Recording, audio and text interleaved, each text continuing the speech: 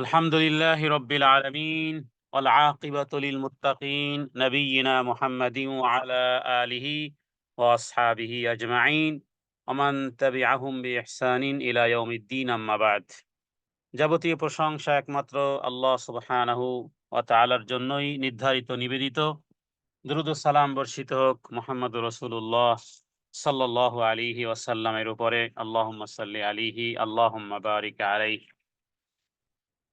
আমরা আল্লাহ তাআলার প্রশংসার আদায়ের পরে আমরা আজকে সংক্ষিপ্ত রূপে একেবারে ঘর থেকে শুরু করে হজের বিষয়ে যেথায়, যেথায় যেতে হবে এবং যেই কাজগুলো করতে হবে এবং দিন তারিখের সাথে সম্পর্কিত বলা যেতে পারে এক নজরে হজ। ইসলামের রোকনের মধ্যে একটি রোকন হলো হজ, একটি ফরজ ইবাদতের। আর সেই ফরজ ইবাদতটি করার জন্য শারীরিক যেমন সামর্থ্য প্রয়োজন, অনুরূপভাবে আর্থিক সামর্থ্য প্রয়োজন এবং দিন এবং তারিখের সাথে সম্পর্কিত। রাসূলুল্লাহ সাল্লাল্লাহু আলাইহি ওয়াসাল্লাম তিনি জীবনে মাত্র একবার হজ করেছেন। তাহলে সেই হজের জন্য কি উপায় উপকরণ গ্রহণ করতে হবে? এক নজরে আমরা এই হজ বিষয়ে আজকে আলোচনা করব। তার মানে ঘর থেকে শুরু করে মক্কাতুল মুকাররমা পর্যন্ত এবং মক্কা থেকে মিনা, মুজদালিফা, আরাফা এবং পুনরায় আবার মক্কাতে এবং এরপরে যদি কারো সম্ভব হয় মদিনা, এরপরে আবার পুনরায় ঘর। তাহলে এক নজরে আমরা সংক্ষিপ্তভাবে আলোচনা করব, এরপরে বিস্তারিত ইনশাআল্লাহ বিইজনিল্লাহ মা তাওফীকি ইল্লা বিল্লাহ। একজন ব্যক্তি যখন ঘর থেকে বের হবে স্বাভাবিকভাবে হজের যেই প্রকারগুলো আছে এর মধ্যে আমরা হজ্জে তামাত্তু সম্পর্কে আলোচনা করব, কারণ রাসূলুল্লাহ সাল্লাল্লাহু আলাইহি ওয়াসাল্লাম এটি পছন্দ করেছেন। কারণ হজ্জে কিরান এবং হজ্জে ইফরাদের জন্য বেশ কিছুটা কষ্ট করতে হয় এবং ইহরামের কাপড়েই যতদিন তিনি ১০ই জিলহজ আগ পর্যন্ত একই কাপড়ে থাকতে হবে। এই কারণে হজ্জে তামাত্তু হলো উত্তম। তার মানে হলো হজ এবং ওমরা একই সাথে। তাহলে ঘর থেকে যখন কোনো ব্যক্তি বের হবে আ ইহরামের কাপড় পরে অথবা যে সমস্ত জায়গা মিকাত হিসেবে নির্ধারণ করা হয়েছে সে সমস্ত জায়গাতে গিয়ে তিনি ইহরামের কাপড় পরবেন। তবে যদি মক্কাতে জিদ্দা এয়ারপোর্ট ব্যবহার করা হয় তাহলে জিদ্দা যেহেতু এহরামের ভিতরে হারামের এরিয়ার ভিতরে, অতএব তাকে আগে থেকেই এহরামের কাপড় পরে নেওয়া উচিত। বিশেষ করে যারা ঢাকা থেকে যারা যান তারা ঢাকার হাজী ক্যাম্প থেকেই এহরামের কাপড় পরে নেন গোসল করার পরে। এরপরে এহরামের কাপড় পরে নেন এবং যখন তারা বিমানে মিকাত এর জায়গা যখন অতিক্রম করেন তখন তাদেরকে অনেক ক্ষেত্রে মুআল্লিমরা বলে দেয়, অথবা বিশেষ করে সৌদি এয়ারলাইন্সে গেলে বিষয়টা তারা জানতে পারেন যে আমরা মিকাত অতিক্রম করতেছি এবং তখন তারা সেখান থেকে নিয়ত তো আগে থেকেই হয়ে যায়, ঘর থেকে যখন বের হয়ে যায় বাকি তালবিয়া পাঠ মিকাত থেকে শুরু হয়। ওমরা যখন মক্কাতে কোনো ব্যক্তি যাবে ওমরা করার জন্য হজ এবং ওমরা একই সাথে নিয়ত করবে। যদিও আমরা এই বিষয়গুলো ডিটেইলস আলোচনা করব, সংক্ষিপ্তভাবে আমি এখানে ২-৪ মিনিটের মধ্যে উল্লেখ করতে চাই যে ঘর থেকে মক্কা পর্যন্ত পৌঁছলো। মক্কাতে গিয়ে তিনি ওমরা করার জন্য কাবা ঘরে প্রবেশ করবেন এবং কাবা ঘরে প্রবেশ করে মসজিদের জন্য যেই দোয়া আছে সেই দোয়া পড়ে ডান পা দিয়ে প্রবেশ করলেন এবং কোনো রকমের তাহিয়াতুল মসজিদ সেখানে আদায় না করে বরং সরাসরি তারা কাবা ঘর কেন্দ্রিক প্রদক্ষিণ শুরু করবেন। ওমরা বিষয়টি আমরা বিভিন্নভাবে জানি বিধায় আমি সংক্ষিপ্তভাবে ওমরার বিষয়টি বলব। শুধু হজের জন্য যে আলাদা ফরমেটে যেই কাজগুলো করতে হয় সেখানে আমি ডিটেইলস আলোচনা করার চেষ্টা করব। তাহলে কাবা ঘরে প্রবেশ করে যেখানে হজরে আসওয়াদ সেখান থেকে শুরু হবে এবং ভিড়ের কারণে আমি বলব যে সমস্ত ভায়োলেশন গুলো হয় সেগুলো সংক্ষিপ্তভাবে উল্লেখ করব। সেটি হলো যে হজরে আসওয়াদ যেখানে লাগানো আছে সরাসরি একেবারে হজরে আসওয়াদ পর্যন্ত পৌঁছা কখনোই সম্ভবপর নয়। অতএব একজন ব্যক্তি ভিড়াভিড়ি মানুষকে কষ্ট না দিয়ে বরং তিনি দেখবেন যে সেই ঠিক বরাবর ডান পাশে লাইট লাইট আছে। লাইট দেখেই বুঝবেন, কারণ গ্রাউন্ড ফ্লোরে এবং মিজানিন ফ্লোরে ফার্স্ট ফ্লোরে লাইট আছে, সেটাই হলো মূলত আসলে হজরে আসওয়াদের কর্নার। আর সেখান থেকে তিনি কি করবেন? তিনি হজরে আসওয়াদের দিকে তার ডান হাতকে উঁচু করে শুধুমাত্র বলবেন বিসমিল্লাহি আল্লাহু আকবার, বাস এতটুকুই, হাত নামিয়ে ফেলবেন। ওখানে গিয়ে আপনি যদি না জানেন তাহলে, কারণ পৃথিবীর বিভিন্ন জায়গা থেকে লোকজন আসতেছে এবং করতেছে।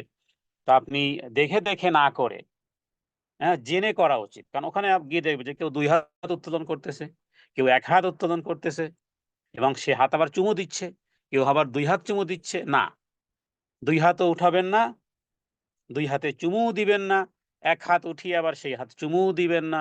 বরং সুন্নাহ হলো যে চুমা দিতেন তখন যখন আপনি যদি হজরে আসওয়াদে স্পর্শ করতে পারতেন। সরাসরি চুমু দেওয়া অথবা হাত স্পর্শ করেছে তাহলে সে হাতকে চুমু দিতে পারতেন। যেহেতু আপনি দূরে দাঁড়িয়ে আছেন, লোকজনের ভিড় ঠেলে সেখানে যাচ্ছেন না, সম্ভবপর না। তো দূর থেকে আপনি কি করবেন? শুধু বিসমিল্লাহি আল্লাহু আকবার বলে হাত উঠিয়ে নামিয়ে ফেলবেন। সে হাতকে আর চুমু দিবেন না। এরপরে আপনার প্রদক্ষিণ শুরু হবে এবং যেই দোয়ায় আপনি পারেন সেই দোয়ায় আপনি পড়বেন। সুনির্দিষ্ট কোনো দোয়া নেই। এভাবে করতে, করতে এখান থেকে শুরু হবে ১ চক্কর এবং হজরে আসওয়াদের যে পূর্বের যে কর্নার সেখান থেকে আপনাকে যেই দোয়াটি পড়তে হবে সেটি হলো রব্বানা আতিনা ফিদ দুনিয়া হাসানা ওয়া ফিল আখিরাতি হাসানা ওয়া কিনা আযাবান্নার। তাহলে আমরা সুনির্দিষ্ট দোয়া পেলাম একটাই, শুধুমাত্র রব্বানা আতিনা ফিদ দুনিয়া। তাহলে আবারও যখন হজরে আসওয়াদের দিকে আসবেন একই কাজ করবেন। বিসমিল্লাহি আল্লাহু আকবার বলে হজরে আসওয়াদের দিকে ইঙ্গিত করবেন। হাত নামিয়ে ফেলবেন, ২ হাতও উঠাবেন না। আবার ১ হাত উঠিয়ে সে হাতকে চুমু দিবেন না। এভাবে করে ৭ চক্কর প্রদক্ষিণ করবেন। এরপরে মাকাম ইব্রাহিম তথা কাবা ঘরের দরজার দিক থেকে পিছনে একটু সরে সেখানে ২ রাকাত সালাত আদায় করবেন। ১ম রাকাতে সূরা ইখলাস, ১ম রাকাতে সূরা কাফিরুন, ২য় রাকাতে সূরা ইখলাস। এরপরে আপনি সাফা এবং মারওয়ার দিকে যাবেন। সাফাতে গিয়ে কাবা ঘরের দিকে দাঁড়িয়ে লা ইলাহা ইল্লাল্লাহ ওয়াহদাহু লা শারীকা লাহু অথবা আল্লাহু আকবার, আল্লাহু আকবার, আল্লাহু আকবার এভাবে করে তাসবিহ পাঠ করবেন এবং হাত উঠিয়ে কাবা ঘরের দিকে ইঙ্গিত করবেন। আবার হাত নামিয়ে ফেলবেন। এরপরে আপনি সেখানে মনে, মনে দোয়া পাঠ করতে পারেন। এরপরে আবারও আপনি এই যে তাকবীরগুলো দিবেন, হাত নামিয়ে ফেলবেন। আবারও নিজস্ব কোনো কিছু দোয়া করতে পারেন। এরপরে আবারও হাত উঠিয়ে তাকবীরগুলো দিতে পারেন ৩ বার এভাবে। হ্যাঁ? এটা হাদিস থেকে রাসূলুল্লাহ সাল্লাল্লাহু আলাইহি ওয়াসাল্লাম এভাবে করেছেন। যদি আমরা একটু পরে কোন, কোন কি, কি দোয়া পাঠ করতে হবে সে বিষয়গুলো ইনশাআল্লাহ উল্লেখ করব। তাহলে এরপরে সাইর দিকে যাবেন। সাই থেকে আবার সাফার দিকে এভাবে করে ৭ চক্কর হওয়ার পরে মাথার চুল কেটে ফেলতে হবে। নারীরা সামান্য একটু অংশ কেটে ফেললেই হবে। এ হলো আপনার সংক্ষিপ্ত ওমরাহ। এরপরে আপনি অপেক্ষা করবেন সৌদি আরবে হয়তোবা কেউ ১০ দিন ১৫ দিন বা কেউ, কেউ আগেও যায়। তাহলে আপনার ওমরা হয়ে গেছে। এরপরের যে বিষয়টি হলো যেটা মূল হজের প্রোগ্রাম। এটা তো হলো ওমরা হয়ে গেছে আপনার। সেটা অন্যান্য বছরের যেই কোনো সময় আপনি এই একই পদ্ধতি যা আমরা সংক্ষিপ্তভাবে বললাম।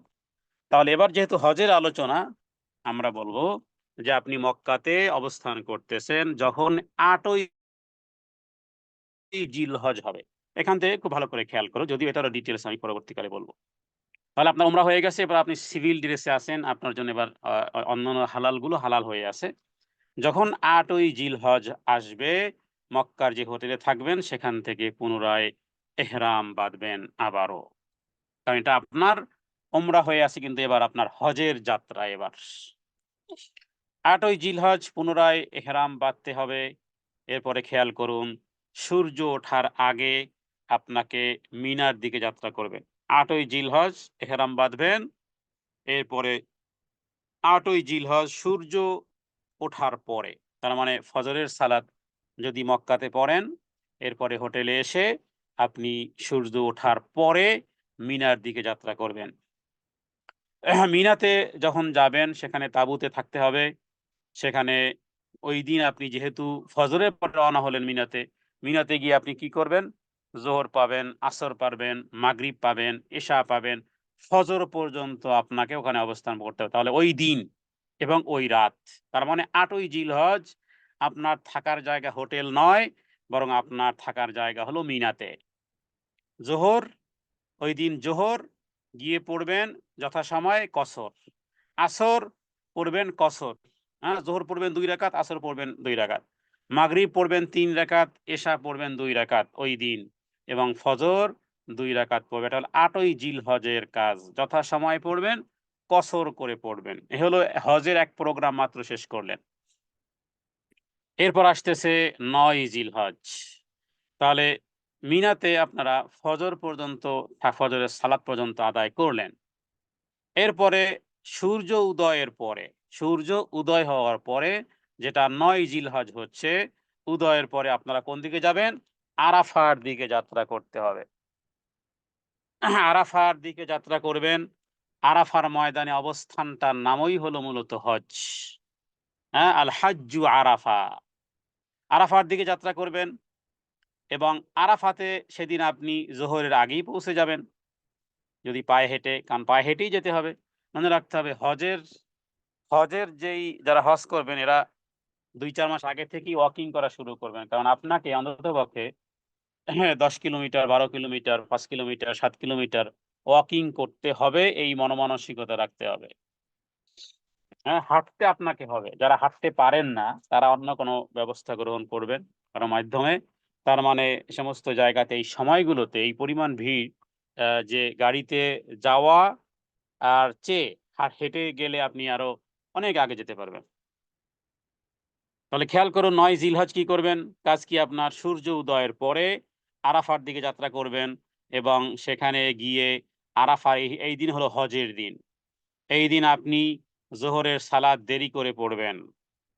এই দিন আপনাকে জোহর এবং আসর একসাথে আদায় করতে হবে এবং কসর করতে হবে। জোহর পড়বেন ২ রাকাত, আসর পড়বেন ২ রাকাত। হ্যাঁ? জামাউস সালাত করবেন। কেন? দোয়ার জন্য এই দিনকে উন্মুক্ত রাখা হয়েছে। জোহর পড়বেন ২ রাকাত, এরপরে আবার আলাদা নিয়াত করবেন। একই সাথে বলতে মানে আলাদা সালাম, আলাদা নিয়াত। ১ম নিয়াত করবেন জোহরের ২ রাকাত পড়বেন। এরপরে আবার সালাম ফেরানোর পরে এবার আসরের নিয়াত করবেন। আবার তাকবীরে তাহরিমা দিয়ে এবার আসর পড়বেন। অর্থাৎ জোহর এবং আসর পড়তে হবে একসাথে এবং ২ রাকাত, ২ রাকাত করে পড়তে হবে। এই দিনটি হলো শুধুমাত্র দোয়ার দিন। সূর্য অস্ত যাবে, মানে সূর্য অস্ত যাবে, মাগরিব পড়বেন না। আরাফার ময়দানে অবস্থান করবেন। সূর্য অস্ত যাওয়ার পরে যখন আমরা মাগরিবের সালাত আদায় করি কিন্তু মাগরিব আরাফার ময়দানে পড়বেন না। বরং রওনা হবেন কোথায়? মুজদালিফার দিকে। দেখুন হজের প্রোগ্রামটা এই রকমের। মক্কাতে কেউ 5 স্টারে থাকে, কেউ ক্লক টাওয়ারে থাকে। কিন্তু আ আ ইসলামের এই বিধানগুলো যেন এমন একটা পরিস্থিতি যে ১ম এ আপনাকে তাঁবু, মানে মিনাতে যেহেতু তাঁবু, ঘরবাড়ি সেখানে নেই, তাঁবুতে অবস্থান। তার মানে আপনি 5 স্টার হোটেলে মক্কাতে থাকতে পারেন। কিন্তু মিনাতে গিয়ে মনে হচ্ছে যে সাধারণ জীবনযাপন। তাঁবুতে বসবাস, মরুভূমির মধ্যে বসবাস কারা করে? তাঁবুতে কারা বসবাস করে? যাদের ঘর নেই, টেন্টে কারা থাকে? হ্যাঁ, আপনি মিলিয়নিয়ার হন আর যতই ইতে হন না কেন, আপনাকে এই তাঁবুতে আর এই মরুভূমিতে যেন দিনহীন এক জীবনের প্র্যাকটিসিং। এরপর আস্তে আরো পর্যায়ক্রমে আরোই হয়। আরাফার ময়দানে তো আরো অবস্থা খারাপ। সেখানে যেন উন্মুক্ত জায়গা। যদিও সেখানে কিছু ট্যান্ট থাকে, কিন্তু সেগুলো আরো নড়বড়ে, একেবারে টেম্পোরারি। তার মানে যেন আরো অবস্থান, আরো দিনহীনতার, দুনিয়ার সাথে আপনার সম্পর্ক যেন আরো ত্যাগ হয়েছে। আর মুজদালিফায় মাশাআল্লাহ উন্মুক্ত আকাশ। ঘর নেই, বাড়ি নেই। হ্যাঁ? একটা মানুষ মরুভূমির মধ্যে মনে করুন কিভাবে থাকে? ঘর নেই, বাড়ি নেই, ট্যান্ট নাই, কিচ্ছু নাই। মুজদালিফাতে যেন সেই নিঃস্ব, কিছুই নেই আপনার। শুধু আছে এহরামের কাপড় ব্যতীত আর কিছুই নাই। পায়ের নিচে আছে জমিন, মাথার উপরে আছে আসমান। ট্যান্টও নেই এখানে। হ্যাঁ? সেখানে এই কুঠিপতিরাও আর ফকির সবাই মুজদালিফায় উন্মুক্ত নারী আর পুরুষ যেন হাসরের ময়দানে অবস্থান করতেছে। কিচ্ছু নেই। তো যাই হোক, এগুলো প্রত্যেকটা জায়গা থেকে শিক্ষা। প্রত্যেকটা জায়গা থেকে শিক্ষা গ্রহণ করতে হবে। ফলে ৯ জিলহজ কি করলেন? মাগরিবের সালাত ৯ জিলহজ আরাফার ময়দানে শুধু দোয়ার দোয়া এবং সূর্য অস্ত যাবে এরপরে রওনা হবেন মুজদালিফার উদ্দেশ্যে। এবং কোন ব্যক্তি যদি আরাফার ময়দানে অবস্থান না করতে পারে ওই দিন, এমনকি ওই রাত পর্যন্ত, ওই রাতের মধ্যেও যদি কেউ আসে তবুও তার হজ হয়ে যাবে। কিন্তু ওই রাতের মধ্যেও ওই দিনের মধ্যে ৯ জিলহজ, ৯ জিলহজ দিন এবং ওই দিনের রাত, এই রাত আর দিন এই ২৪ ঘন্টার মধ্যেও যদি কোনো ব্যক্তি আরাফার ময়দানে অবস্থান না করতে পারে তাহলে তার হজ বাতিল, তার হজ হয় নাই। তার হজ হয় নাই।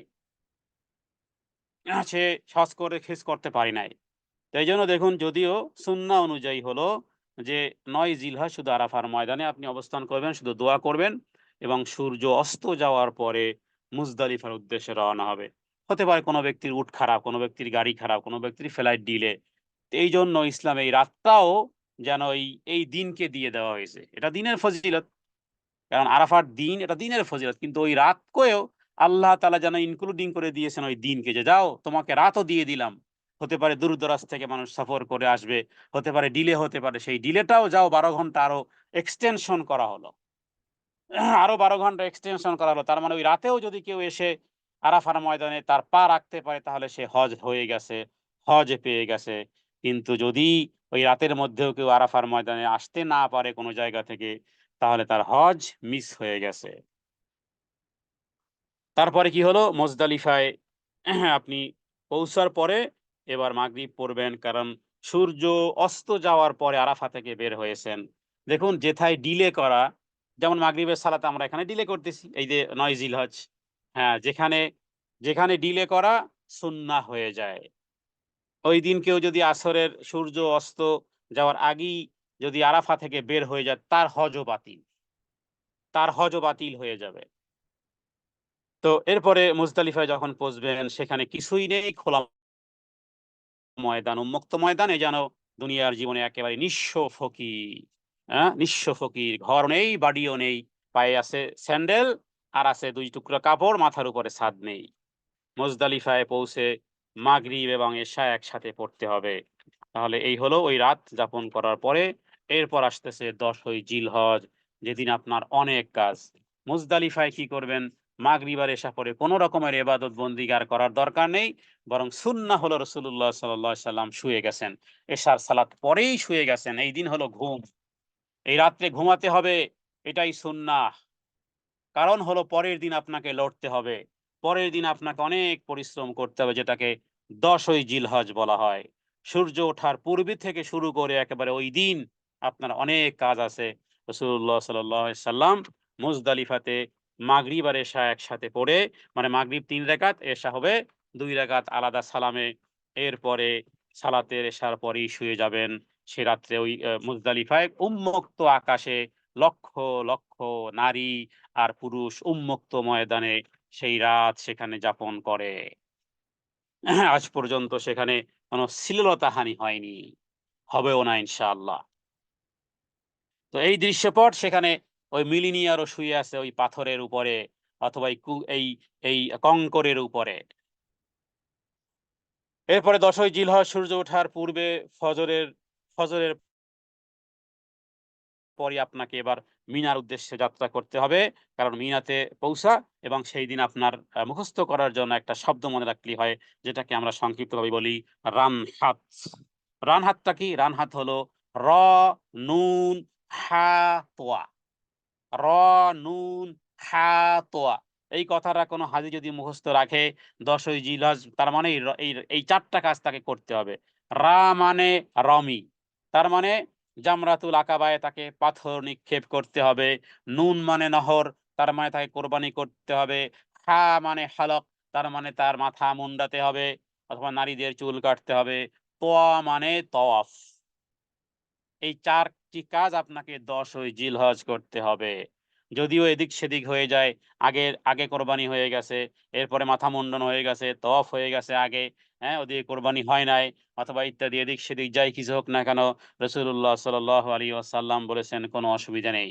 তবে সুন্নাহ মোতাবেক আমরা এভাবে করব যে সেদিন আমরা জামরাতুল জামরাতুল আকাবায়, আপনি মুজদালিফা থেকেই ছোট্ট পাথর সংগ্রহ করবেন বুটের দানার পরিমাণ, এবং ৩টি আকাবা, যেটাকে আমরা বলি শয়তান মারা বা ইত্যাদি কথাগুলোই ব্যবহার করা উচিত না। ইব্রাহিম আলাইহিস সালাম তিনি যেটা করেছেন আমরা সেটা প্র্যাকটিস করতেছি। এটা আমরা করতেছি,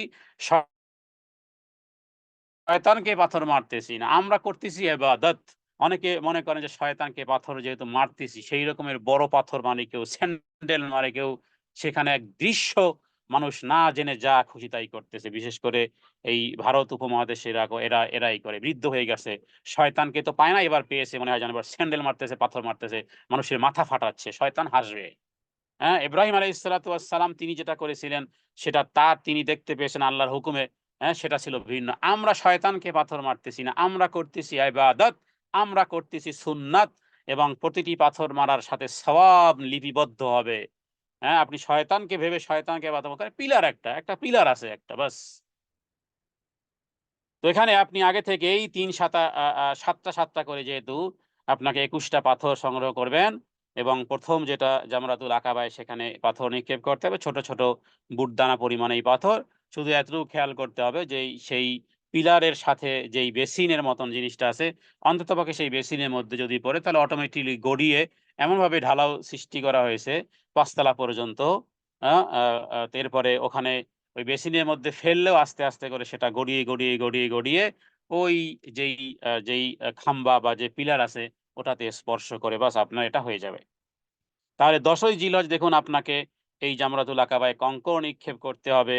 এরপরে আপনি যদি নিজে কোরবানি করতে পারেন তো করবেন, আর তা না হলে ব্যাংকে টাকা-পয়সা দিলে এবং আপনাকে একটা ডেট দিবে এবং সময় দিবে যে এই সময়ের মধ্যে আপনার কোরবানি হয়ে যাবে। তাহলে এরপর আপনি মিনা থেকে এবার কি করবেন? এবার আপনি তওয়াফের উদ্দেশ্যে, যেটাকে তাওয়াফে ইফাদাহ বলা হয়, যেটা ফরজ তাওয়াফ। দেখুন মিনা থেকে প্রায় ৩ কিলোমিটার, আপনি এই যে ৩ কিলোমিটার আসা যাওয়া, আপনি সেদিন গাড়িতে গেলেও পুরো অনেক সময় যাবে। তার মানে আপনাকে হাঁটতে হবে। তাহলে ঐদিন আপনাকে দেখুন কয়টা কাজ। এক হলো যে ১০ই জিলহজ আপনি সূর্য ওঠার পূর্বে ফজরের বাদ মিনার উদ্দেশ্যে যাত্রা করলেন। জামরাতুল আকাবায় পাথর মারলেন। এরপরে সেদিন কোরবানি করলেন। কোরবানিটা যদিও ব্যবস্থাপনা আছে, ব্যাংকে টাকা দিলে কোরবানি হয়ে যায়। কিন্তু তাওয়াফ কে করবে? মক্কাতে আসতে হবে, তাওয়াফ করতে হবে, সাইও করতে হবে। এটা হলো ফরজ। হ্যাঁ, যদি ওই দিন না পারেন, ১০ই জিলহজ যদি না পারেন, তাহলে ওই দিনের রাত্রে করেন অথবা পরের দিন করেন। এটা মনে রাখতে হবে। এটা হলো আ হজের তাওয়াফ। আগে যেটা করেছিলেন সেটা তো ওমরা করেছিলেন। এটা হলো তাওয়াফে এফাদাহ বলা হয়। আপনি কাবা ঘরও ৭ চক্কর দিবেন, ২ রাকাত সালাতও আদায় করবেন। এরপরে সাফা মারওয়া সাইও করবেন। এখানে আর মাথা মুন্ডন-টুন্ডন, চুল কাটার কোনো কিছু নাই। আপনার ফরজ আ আ তাওয়াফটা হয়ে গেছে। তাহলে এই যে ১০ই জিলহজ, এরপরে আপনি আর ওই হোটেলে থাকতে পারবেন না। ১০ই জিলহজ এই কাজগুলো করার পরে আপনাকে ১১, ১২, ১৩ তারিখ পুনরায় আবার মিনাতে অবস্থান করতে হবে। মিনাতে আপনি ৩ দিন থাকা সুন্নাত। মিনাতে থাকাকালীন সময়ে আপনি কি করবেন? এই জামরাতুল আকাবায় যাবেন এবং সেখানে ১ম পিলারে ৭ টি, পরের পিলারে ৭ টি, পরের পিলারে ৭ টি, ৭, ৩, ৭, ২১ টি পাথর নিক্ষেপ করবেন এবং ১ম আকাবাতে পাথর নিক্ষেপ করার পরে এরপরে দূরে কিছুটা দাঁড়িয়ে দোয়া করা, ২য় টায় দাঁড়িয়েও কিছুটা দোয়া করা, ৩য় টায় দাঁড়িয়ে পাথর নিক্ষেপের পর আর কোনো দোয়া-টোয়া নেই। সরাসরি মিনার তাঁবুতে চলে আসবেন। এভাবে করে ১১, ১২, ১৩ এবং এই সময়কালের মধ্যে সবচেয়ে বেশি তালবিয়া পাঠ করবেন। বেশি যেই দোয়াটা পাঠ করবেন সেটি হলো লা ইলাহা ইল্লাল্লাহু ওয়াহদাহু লা শারীকা লাহু লাহুল মুলকু ওয়া লাহুল হামদু ওয়া হুয়া আলা কুল্লি শাইইন কাদির। ৩ দিন, কেউ ২ দিনেও যদি কেউ থাকে মিনাতে অসুবিধা নেই। এরপরে আপনি হোটেলে চলে আসলেন।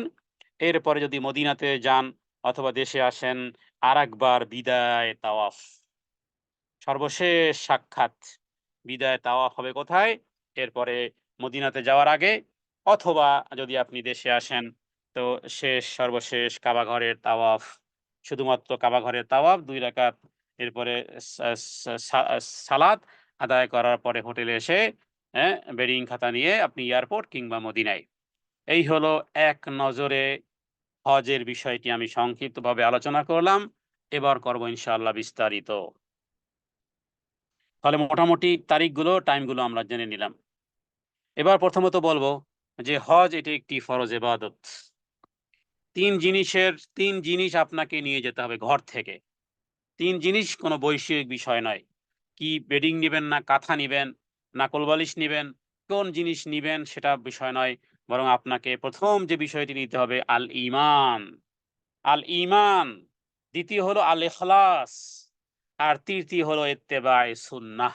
এই ৩ জিনিসের সমন্বয় যদি না হয়, তাহলে রাসূলুল্লাহ সাল্লাল্লাহু আলাইহি ওয়াসাল্লামের অনুসারে হজ হলো না। কারণ এটা একটা ফরজ ইবাদত। মুআল্লিম আপনাকে নিয়ে যাবে, বিমান আপনাকে বহন করবে, ওখানে পৌঁছিয়ে দিবে। আপনার হজ, আপনার ফরজ কাজ আপনাকেই আদায় করতে হবে।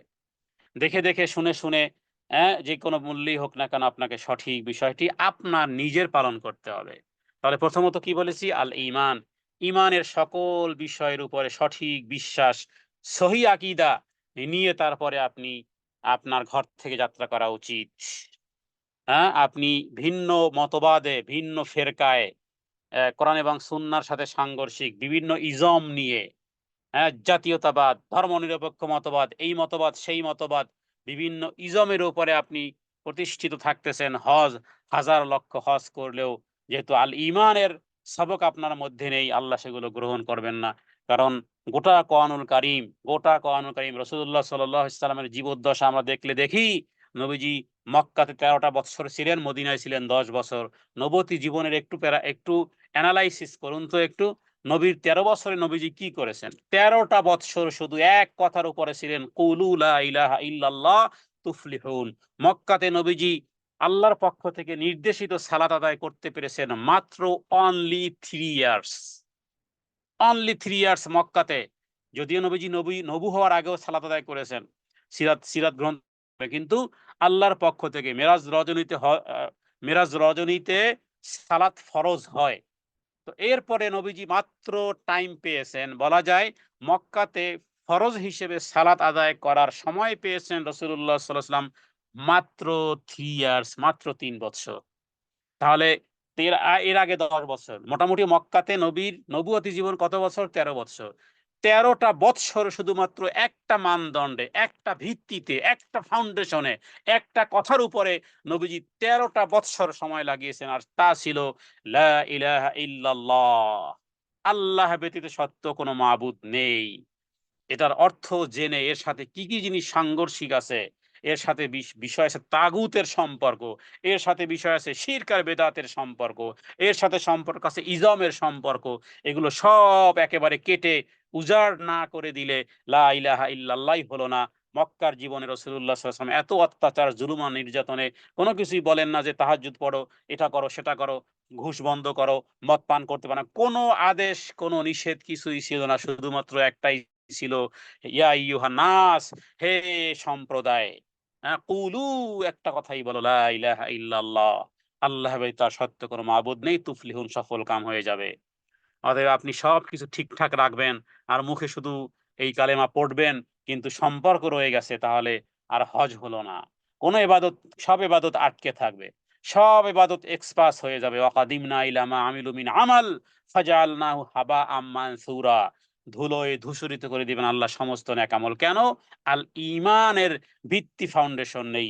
বিল্ডিং রং করে কোনো লাভ নেই। হ্যাঁ, থাই অ্যালুমিনিয়াম জানালা দিয়ে লাভ নাই। ৫ তালা উঠিয়েছেন, কিন্তু যেকোনো সময় ধসে পড়তে পারে। কারণ ফাউন্ডেশন একতলারও নেই। ফাউন্ডেশন একতলারও নেই। ঝড় বৃষ্টি তুফান আসলেও আপনার এই বিল্ডিং ধসে পড়তে পারে, কারণ ফাউন্ডেশন বিহীন বিল্ডিং বানিয়েছেন। এজন্য আল ঈমান, দ্বিতীয় হলো ইখলাস। নিয়ত, ইবাদত একমাত্র একনিষ্ঠভাবে আমার রবের সন্তুষ্টি এবং আনুগত্যের জন্য করা। হৈ হুল্লা করে, পত্রিকায় বিজ্ঞাপন দিয়ে, আত্মীয়স্বজনকে দাওয়াত দিয়ে একেবারে মিলাদ মাহফিলের মাধ্যমে আপনি হজের সফরে রওনা হয়েছেন। কোনো কিছুই দরকার ছিল না। কারণ এর মধ্যে নিয়তের খালাল পয়দা হয়। নিয়তের খালাল পয়দা হয়। আর এরপরে ওখানে গিয়ে একেবারে দেশ থেকেই আপনি ওই স্টিক নিয়ে গেলেন, যেই স্টিকের মাধ্যমে ছবি তোলা যায়। হ্যাঁ? তো এই এখলাসের মধ্যে খারাবি। আর আরেকটা হলো ইত্তেবায়ে সুন্নাহ। রাসূলুল্লাহ সাল্লাল্লাহু আলাইহি ওয়াসাল্লাম আল্লাহ প্রদত্ত যে শরিয়ত নিয়ে এসেছেন, সেই অনুযায়ী আপনাকে হজ করতে হবে। আমাদের দেশে বিভিন্ন মাযহাব, বিভিন্ন দল আর মতের অনুসারীরা হজ পালনের ক্ষেত্রে ভিন্ন পদ্ধতি, অবলম্বন করে। অতএব আমরা বলব যে রাসূলুল্লাহ সাল্লাল্লাহু আলাইহি ওয়াসাল্লাম তিনি করেছেন, তার সাহাবাগণ হজ পালন করেছেন। দ্বীনের জ্ঞান শিক্ষা করে সকলের উপর ফরজ, সেই অনুযায়ী ইসলামের এই অন্যতম গুরুত্বপূর্ণ একটা বুনিয়াদি স্তম্ভ, এই হজ আপনাকে রাসূলুল্লাহ সাল্লাল্লাহু আলাইহি ওয়াসাল্লাম যেভাবে করেছেন সেইভাবে আদায় করতে হবে। মুহাম্মদুর রাসূলুল্লাহ সাল্লাল্লাহু আলাইহি সাল্লাম ১০ম হিজরিতে একবার সপরিবারে মাত্র হজ পালন করেছেন, এবং ৯ম বা ১০ম হিজরিতে মুহাম্মদ সাল্লাল্লাহু আলাইহি সাল্লামের মাধ্যমে হজকে ফরজ করা হয়। তাহলে হজ করতে মূলত আসলে আমরা তাহলে জানলাম যে জিলহজের ৮ তারিখ থেকে ১৩ তারিখের মধ্যেই মূলত আসলে হজের কার্যক্রম। এর আগে যেটা ওমরা, সেটি সারা বছর হজের সময় ব্যতীত অন্যান্য সময় 24 আওয়ার্স সবসময় চলতে থাকে, যেটা আমরা ওমরার কথা বলেছি। তাহলে ৮ থেকে ১৩ তারিখ, ৮ থেকে ১৩ তারিখের মধ্যে আপনার এই মক্কা একটা জায়গা, এরপরে মিনার একটা জায়গা, এরপরে আরাফার একটি জায়গা, মুজদালিফার একটা জায়গা। বাস এই নির্দিষ্ট কিছু কর্মকাণ্ড আপনাকে সম্পাদন করতে হবে। অতএব ৯ জিলহজ আরাফার ময়দানে অবস্থান করা। আর এই আরাফার ময়দানে সমস্ত মানুষ সেদিন একত্রিত হয় এবং কোরআনুল কারীমে আল্লাহ তাআলা সূরা হজের মধ্যে এর গুরুত্ব তাৎপর্য হাদিসের মধ্যে রাসূলুল্লাহ সাল্লাল্লাহু আলাইহি ওয়াসাল্লাম এই হজ মূলত আসলে একটা জিহাদের সমতুল্য এবং জান্নাত লাভের একটি অবলম্বন স্বরূপ এবং নিষ্পাপ করে দিবে। একেবারে যেদিন আপনার মা আপনাকে জন্ম দিয়েছিল সেদিন আপনি যেভাবে করে নিষ্পাপ ছিলেন, ঠিক এইভাবে করে আপনার জীবনের সমস্ত পাপগুলো মোচন করে দিবে। তো আমরা পরিবার-পরিজন ছেড়ে এভাবে করে হজের সফরে আল্লাহর উদ্দেশ্যে আমরা যখন বের হই, তখন তার মানে এটা ইঙ্গিত বহন করে যে মুমিনের জীবন কোনো লাগামহীন জীবন নয়। মুমিনের জীবন আল্লাহর রশিতে বাঁধা। আমাদের জীবন আল্লাহর রশিদে বাঁধা। প্রতিটি জায়গায় রাসূলুল্লাহ সাল্লাল্লাহু আলাইহি সাল্লাম আমাদেরকে দিক নির্দেশ। অতএব আমরা বলব যে যেহেতু প্রায় ২৫ থেকে ৩০ লক্ষ মুসলিম, প্রায় ৩০ থেকে ৩৫ লক্ষ মুসলিম যেহেতু একত্রিত হয় গোটা বিশ্ব থেকে, অতএব সেখানে আমাকে এই ৩০ লক্ষ মানুষ তো আর জেনে আসে নাই। আপনি দেখে, দেখে ভুল ভ্রান্তি যদি না বুঝেন, অতএব এই কারণে হজের আগে সালাতের আগে যেমন যেভাবে করে অজু ফরজ, সালাত যেভাবে ফরজ, অজু যেভাবে ফরজ, অনুরূপভাবে আপনাকে হজ যেমন ফরজ, অতএব সেই ক্ষেত্রে হজের মাসলা মাসাইল জানাও ফরজ। কাবা ঘরের ইতিহাস জানা উচিত। কারণ কাবা ঘরের যে সমস্ত বিষয়গুলো সেগুলোর পিছনে আছে ত্যাগ এবং তিতিক্ষা। ইব্রাহিম আলাইহিস সালাতু ওয়াস সালাম বিষয়টা মাথায় রাখা উচিত। প্রত্যেক নারীর মনে করা উচিত যে হাজেরা কেমন নারী ছিল? হাজেরা কি করেছিল? স্বামী সামান্য একটু আমি রিমাইন্ডার করব, আলোচনা লম্বা করব না। যে নারী হাজেরার মতন পৃথিবীতে কোনো নারী আর এই রকমের ত্যাগ আর তিতিক্ষা, এরকমের পরীক্ষার সম্মুখীন এর আংশিক হতে পারবে কিনা বা হলেও যে কি করবে সেটা আল্লাহই ভালো জানেন। কারণ দেখুন এমন একটা জায়গাতে রেখে গেছেন ইব্রাহিম আলাইহিস সালাম, এটা কোনো শ্বশুরালয় নয়। সেই সময়কালে চতুর্দিকে কালো পাহাড়, না আছে কোনো লাইটিং ব্যবস্থা, না আছে কোনো খাবার খোরাক, একটু ছাতু, পানিও নেই। একটু ছাতু দিয়ে একটা শিশু বাচ্চাকে আপনি পাহাড়ের ৪ পাহাড়ের চতুর্দিকে ৪ পাহাড়ের মধ্যখানে আ কালো অন্ধকার, খোলা আকাশের নিচে ঘর নাই, বাড়ি নেই। একটা শিশু বাচ্চা সহ আপনার নিজের স্ত্রীকে কোনো একটা জায়গাতে রেখে আসলেন। আবার কথাও বলতেছিলেন না। আপনারা ইতিহাসগুলো একটু জেনে নিবেন। আমি শুধু আকার ইঙ্গিত দিয়ে কথাগুলো বলে যাচ্ছি। ইব্রাহিম আলাইহিস সালাতু ওয়াস সালাম হাজেরাকে ওখানে রেখেছিলেন। রেখেই আবার প্যালেস্টাইনের দিকে রওনা হয়েছেন। আরোহণরত অবস্থায় ইব্রাহিম আলাইহিস সালাতু ওয়াস সালাম শিশু বাচ্চাটা নিয়ে হাজেরা জিজ্ঞেস করতেছেন, আল্লাহু আমারাকা, এই যে অবস্থায় আপনি রেখে যাচ্ছেন, কথাও বলতেছেন না স্বামী হিসেবে। এটা তো কোনো আমার বাবার বাড়িতে রেখে যাচ্ছেন না, মায়ের বাড়িতেও না। ঘর নেই, বাড়ি নেই, লোক নেই, চতুর্দিকে কালো পাহাড়। হ্যাঁ? কালো কা ক চতুর্দিকে পাহাড়ের মধ্যে নীরব বিচ্ছিন্ন এক অন্ধকার চতুর্দিকে। এ অবস্থাতে কোনো কিছুই নেই, এখানে রেখে যাচ্ছেন কেন? কোনো কথাও তো বলতেছেন না। একটা উপদেশ তো দেয়। একজন স্বামী তার স্ত্রীকে বলে, "এভাবে থাকিও, এভাবে রাখিও, বাচ্চাকে এভাবে দেখিও।" কোনো কিছুই নেই, খাবার নেই, পানি নেই, কিচ্ছু নেই, এভাবে রেখে যাচ্ছেন। আবার রওনাও দিয়ে যাচ্ছেন। কি একটা ভীতিকর পরিস্থিতি। তো কি করলেন? তিনি কি ঝগড়া বিবাদ শুরু করেন নাই। শুধু এতটুকু জিজ্ঞেস করেছেন যে, "এই যে আমাদেরকে ইসমাইল সহ যে রেখে যাচ্ছেন, আল্লাহু আমারা, আল্লাহ কি আপনাকে নির্দেশ করেছেন?" ইব্রাহিম আলাইহিস সালামের উপর কথা বলা নিষেধ ছিল। শুধু আকার ইঙ্গিতে দিয়েছেন বাস। মানে ইয়েস, নো ইত্যাদিও শব্দ আকারেও বলেননি। শুধু জিজ্ঞেস করেছেন, দৌড়িয়ে জিজ্ঞেস করেছেন। কারণ ইব্রাহিম আলাইহিস সালাম আর দেরি করেন নাই। চলে যাচ্ছেন এখানে রেখে। শুধু আছে কিছু ছাতু, কিছুই নেই, আর পানিও নেই। তো যখন জিজ্ঞেস আল্লাহু আমারাকা, আল্লাহকে নির্দেশ করেছেন, ইব্রাহিম কথা বলো। শুধু আকার ইঙ্গিতে ল্যাঙ্গুয়েজ ব্যবহার করে বুঝিয়েছেন, আল্লাহর আদেশ ছাড়া কিছুই করতেছি না। বাস চলে গেছেন। শুধু এতটুকুই হাজেরা বলেছিল, যদি এটাই হয়ে থাকে তাহলে আল্লাহ মারবেন না। দেখুন ইমানের কত বড় লেয়ার। আল্লাহ যদি মারেন পৃথিবীতে কেউ ঠেকাতে পারবে? আমাকে তো ওই অট্টালিকার মধ্যেও মারতে পারেন। একেবারে নিকৃষ্ট অবস্থায় মারতে পারেন। কত মানুষ হুমড়ি খেয়ে বাথরুমে ধ্রিম করে পড়ে মাথা ফেটে ওখানেই জান কবজ হয়ে যায় না? হতে পারে সেই বাথরুম টাইলসের বাথরুম, অট্টালিকার বাথরুম, কিন্তু ওখানে ইচ্ছা করলে আল্লাহ এভাবেও ধরাশায়ী করতে পারেন। তো শুধুমাত্র হাজেরার ইমানের পরীক্ষাটা দেখুন, যে আল্লাহ যদি এরকমের হুকুম হয় তো অসুবিধা নেই। এই পরিস্থিতির মধ্যে আমরা তো আল্লাহকেই গালাগালি শুরু করতাম। আল্লাহু আকবার। তো হজের মধ্যে আসলে এগুলো রিমাইন্ডার করা যে একজন নারী, এবং সেই নারীর অ্যাক্টিভিটিটা এত পছন্দ হয়েছে আল্লাহ তাআলার, যে আল্লাহ তাআলার উপরে কি পরিমাণ ভরসা, যে কোন বর্ণনায় পাওয়া যায় এটা বলেছিলেন যে হাসবুনাল্লাহু ওয়া নি'মাল ওয়াকিল। এতটুকু কথা বলেছিল হাজেরা, যে হাসবুনাল্লাহ, যদি এই হয় তাহলে আল্লাহই যথেষ্ট, বাস। ওয়া নি'মাল ওয়াকিল, কতই না উত্তম অভিভাবক হিসেবে তিনিই যথেষ্ট।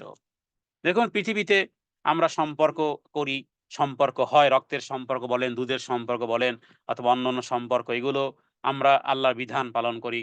কিন্তু আসলে কি? আসলে সব সম্পর্ক শেষ। আপনার সাথে আপনার রবের সম্পর্ক কি? হ্যাঁ? সেই সেই সম্পর্কটা নিয়েই কবরে যাওয়া উচিত আমাদের। কারণ কেউ সাথে যাবে না। সেই রবের সাথে সম্পর্ক যত মজবুত হবে, এটা হলো ঈমানের লেয়ার। হাজেরা পুত্র ইসমাইল আলাইহিস সালামকে নিয়ে মরুময় এই পাথরের জনশূন্য এই মক্কা উপত্যকায় রেখে, এখানে প্রচন্ড পানির পিপাসায় যখন জীবন ওষ্ঠাগত, সাফা মারওয়ায় ৭ বার ছুটোছুটি করেছিলেন এই নারী। আজ কিয়ামতের আগ মুহূর্ত পর্যন্ত সেই নারীর ছুটোছুটি করাটাই হলো একটা হজ আর ওমরার বিধান হয়ে গেছে। অতএব বিষয়গুলো যখন রিয়ালাইজ করবেন, কিপ ইন ইউর মাইন্ডে যখন থাকবে, তখন আপনি মজা পাবেন। তখন আপনি মজা পাবেন, চোখ দিয়ে পানি আসবে যে আমি কি করতেছি? কেন দৌড়াচ্ছি? কেন ঘুরতেছি? কেন সাফা মারওয়াতে দৌড়াচ্ছি? কেন এই অবস্থা করতেছি? পিছনে আছে একজন নারীর, একজন নারী, সে তার তার জীবন এবং তার কলিজার টুকরা, তার এই নবাগত এই শিশু, তা প্রাণ ওষ্ঠাগত পানির পিপাসায় ছটফট করা এই বাচ্চা আর এই মায়ের ছুটোছুটি আল্লাহ তাআলা রেকর্ড করেছেন। জিবরাইল আমিনের মাধ্যমে আল্লাহ তাআলা সুমেয় কূপ ঝমঝম পানির ব্যবস্থা করেছেন, এবং ইবাদতের লক্ষ্যে আল্লাহ তাআলা এই কাবা ঘরকে গোটা পৃথিবীবাসীর জন্য আল্লাহ তাআলা নিদর্শনের একটা জায়গা রেখেছেন। অতএব এটা হলো ১ম পরীক্ষা তাদের ছিল। আমরা এত বড় পরীক্ষা দিতে পারবো না, অন্ততপক্ষে যেন রিমাইন্ডার করতে পারি। তো এরপরে আমরা বলব যে এই কাবা ঘরের ইতিহাস এবং কাবা ঘর কেন্দ্রিক যে সমস্ত বিষয়গুলো ছিল, কুরাইশরা নির্মাণ করেছে পরবর্তীকালে, এবং হজরে আসওয়াদ এটা একটা জান্নাতি পাথর। মাকামে ইব্রাহিম আলাইহিস সালাম এখানে কাবার নির্মাণ করেছেন, এবং এই পাথরের উপর তার পদছাপ রয়েছে। সে সমস্ত জায়গাতে দেখতে পারে, কিন্তু কোন রকম স্পর্শ করা, চুমু দেওয়া, কাবা ঘরে যেখানে সেখানে স্পর্শ করে চুমু দেওয়া ইত্যাদি বিষয়গুলো শরিয়া সম্মত নয়। আবেগ আর বিবেকের ঘোড়া কেউ মক্কা মদিনায় গিয়ে দৌড়াবেন না ইনশাআল্লাহ। তো এরপরে কাবা ঘরের ভিতরে কেউ যদি সালাত আদায় করতে চায়, স্পেশাল কোনো সওয়াব হাদিস থেকে জানা যায় না। তবে কাবা ঘরের পাশে যে হাতিম বা হিজের যে জায়গাটা আছে, যেটা হালকা ব্যারিকেড দেওয়া আছে, যেখান থেকে কাবা ঘরের বৃষ্টি আ আ বের হয় ইত্যাদি। তো এই বিষয়গুলো তো কাবা ঘরের চত্বরে গেলেই দেখা যায়। তবে আলাদা কোনো সওয়াব হাদিসে উল্লেখ করা হয়নি। অতএব রাসূলুল্লাহ সাল্লাল্লাহু আলাইহি ওয়াসাল্লাম শুধু রুকনে ইয়ামানী স্পর্শ করেছেন, আর হজরে আসওয়াদে চুম্বন দিয়েছেন, আর দোয়া করেছেন। আর সেখানে সবচেয়ে বড় দোয়াটা, বিশেষ করে মিনাতে, মুজদালিফাতে, আরাফাতে, সব জায়গাতে বেশি করে তালবিয়া পাঠের সাথে যেই দোয়া পাঠ করতে হবে, সেটি হলো শিরকের সাথে সম্পর্ক ছেদনের দোয়া। যেই দোয়াটা এমন কোন মানুষ নেই যে না জানে। কিন্তু এই দোয়ার গুরুত্ব বুঝি না। ওই লা ইলাহা ইল্লাল্লাহর মতন ভিক্ষা চায় তো লা ইলাহা ইল্লাল্লাহ বলে ভিক্ষা চায়। সে মনে করে এটা ভিক্ষার বুলি নয়। অতএব কোরআন এবং হাদিস থেকে আমরা জানি যে এই মক্কাতে, মিনাতে, মুজদালিফাতে, আরাফাতে যে জিনিসটি বারবার পড়তে হয়, সেটি হলো লা ইলাহা ইল্লাল্লাহ ওয়াহদাহু লা শারীকা লাহু। এই ওয়াহদাহু লা শারীকা লাহুই আমরা বুঝি নাই, যার কারণে আমরা শিরক আর বেদাত করে যাই। লা ইলাহা ইল্লাল্লাহ বুঝি নাই, ওয়াহদাহু লা শারীকা লাহু, লাহুল মুলকু ওয়া লাহুল হামদু ইউহয়ী ওয়া ইউমীত ওয়া হুয়া আলা কুল্লি শাইইন কাদির। এটাই হলো আরাফাতেরও শ্রেষ্ঠ দোয়া, মিনাতেও শ্রেষ্ঠ দোয়া, মুজদালিফাতেরও শ্রেষ্ঠ দোয়া, মক্কাতেও যত দোয়া পড়বেন এটি শ্রেষ্ঠ দোয়া। কেন এই দোয়া শ্রেষ্ঠ কেন হলো? কি মুখস্থ পারেন? সহজ না। অন্তর্নিহিত কথা, আর তার মূল নির্যাস হলো যে আল্লাহ তাআলার সাথে শিরকের কোনো সম্পর্ক নেই। শিরকের যদি অনসার্টেনিটিও থেকে থাকে, 99 তাওহীদ আছে, অনসার্টেন শিরকি কোন আকীদার বিশ্বাস, তাহলে এই ১০০ই বাতিল হয়ে যাবে। মনে রাখতে হবে হজ আর ওমরা পালন করার বিষয় এটা একটা আখিরাতের পাথেয়। ওয়াতাজাওয়াদু ফাইন্না খায়রাজ যাদিত তাকওয়া। আল্লাহ বলেছেন পাথেয় সঞ্চয় করে নাও।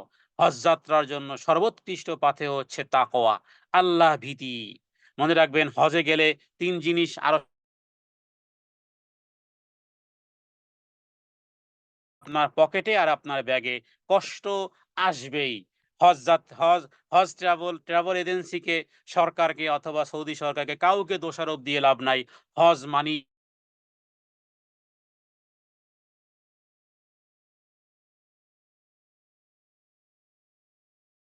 পরাকাষ্ঠা, ধৈর্যের বিরাট পরীক্ষা দিতে হবে। একেবারে সাইলেন্ট, একেবারে কিপ কোয়েট।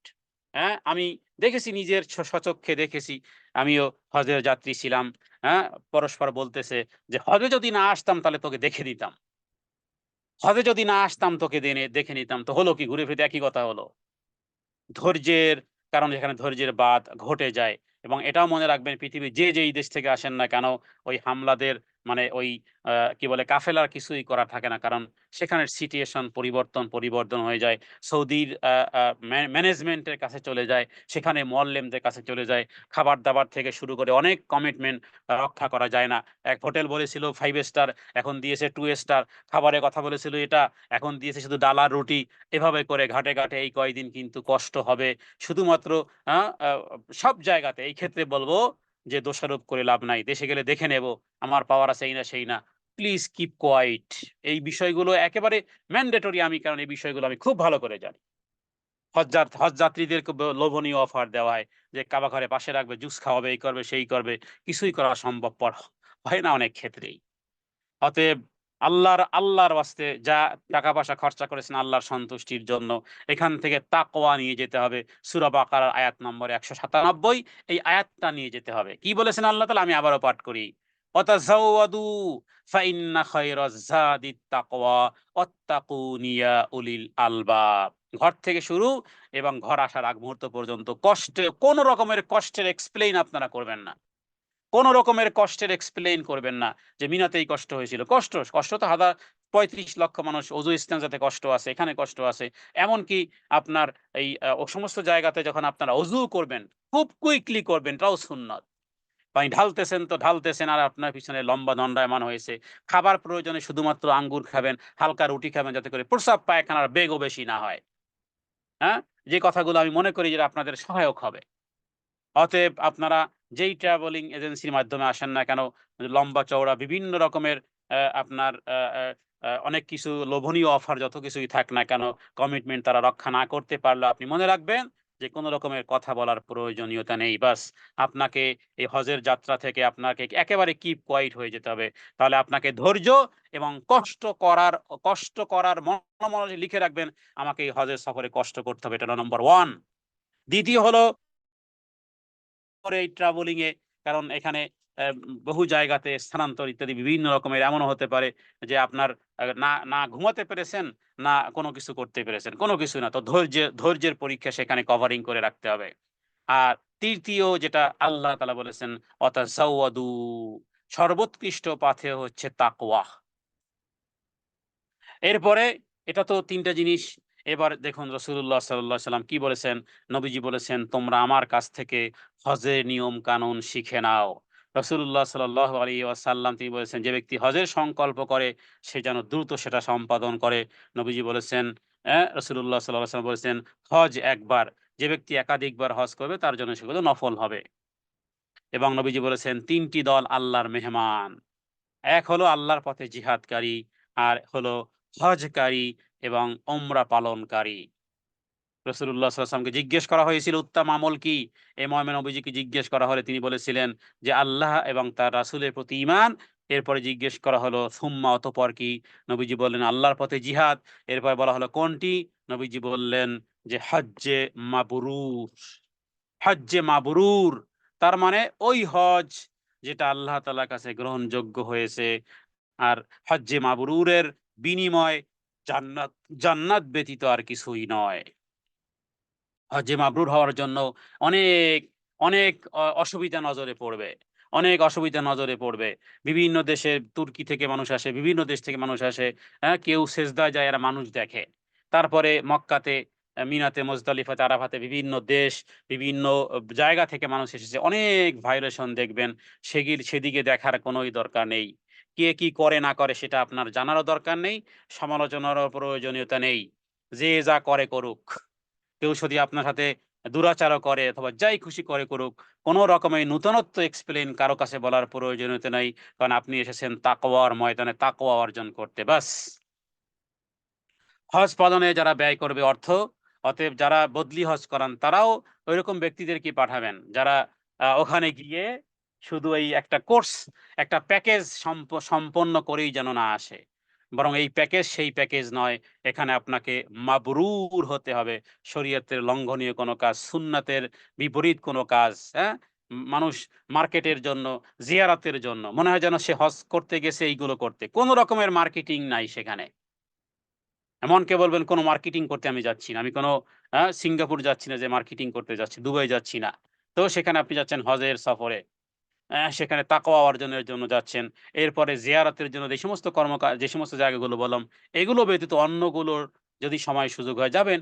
কিন্তু সেগুলোকে ফজিলাতপূর্ণ মনে করার কোনো নথিপত্র পাওয়া যায় না। এমনকি এর সাথে আরেকটি কথাও বলে রাখি যে, মানুষ শোনা যায় হজের সফরে, একই সফরে গিয়ে ১০ টা, ১২ টা, ১৫ টা উমরা করে ফিরে এসেছে। আল্লাহর কসম করে বলি, দুর্বল হাদিসেও নথিপত্র খুঁজে পাওয়া যায় না। যায় না। কোথাও পাওয়া যায় না। আপনি কোত্থেকে করেন? আমাদের দেশে মানুষ তো একই সফরে গিয়ে মসজিদে আয়েশাতে গিয়ে বারবার ওমরা করে। বাবার নামে, মায়ের নামে, ১৪ গোষ্ঠীর নামে কয়টা ওমরা করেছেন? কয় ১২ টা, ১৫ টা করে ফেলেছি। কোন দুর্বল হাদিসেও এইভাবে করে একই সফরে একাধিক ওমরার কোন দুর্বল হাদিস তো বর্ণনা কোন নথিপত্র কোন আলেমরা খুঁজে পায় নয় না। আপনি ওই যে শুনেছেন, দেখেছেন অমুকে করে, তমুকে করে, আপনি তাই করতেছেন। অমুকে তমুকে যদি করে তাহলে সেটা তো রাসূলুল্লাহ সাল্লাল্লাহু আলাইহি ওয়াসাল্লামের আগে জানতে হবে রাসূলুল্লাহ সাল্লাল্লাহু আলাইহি ওয়াসাল্লাম করেছেন কিনা। যেহেতু নবীজি হজ করেছেন জীবনে ১ বার, ওমরা করেছেন নবীজি জীবনে ৪ বার। অতএব সঠিক মানদণ্ডে যখন থাকবেন, তখন যদি একটা টাকাও এক্সট্রা ব্যয় হয়, রাসূলুল্লাহ সাল্লাল্লাহু আলাইহি ওয়াসাল্লাম বলেছেন, হজ পালনে অর্থ ব্যয় করা আল্লাহর পথে ব্যয় করার সমতুল্য, এবং একটি দিরহাম ব্যয় করলে তাকে ৭০০ পর্যন্ত বৃদ্ধি করা হবে।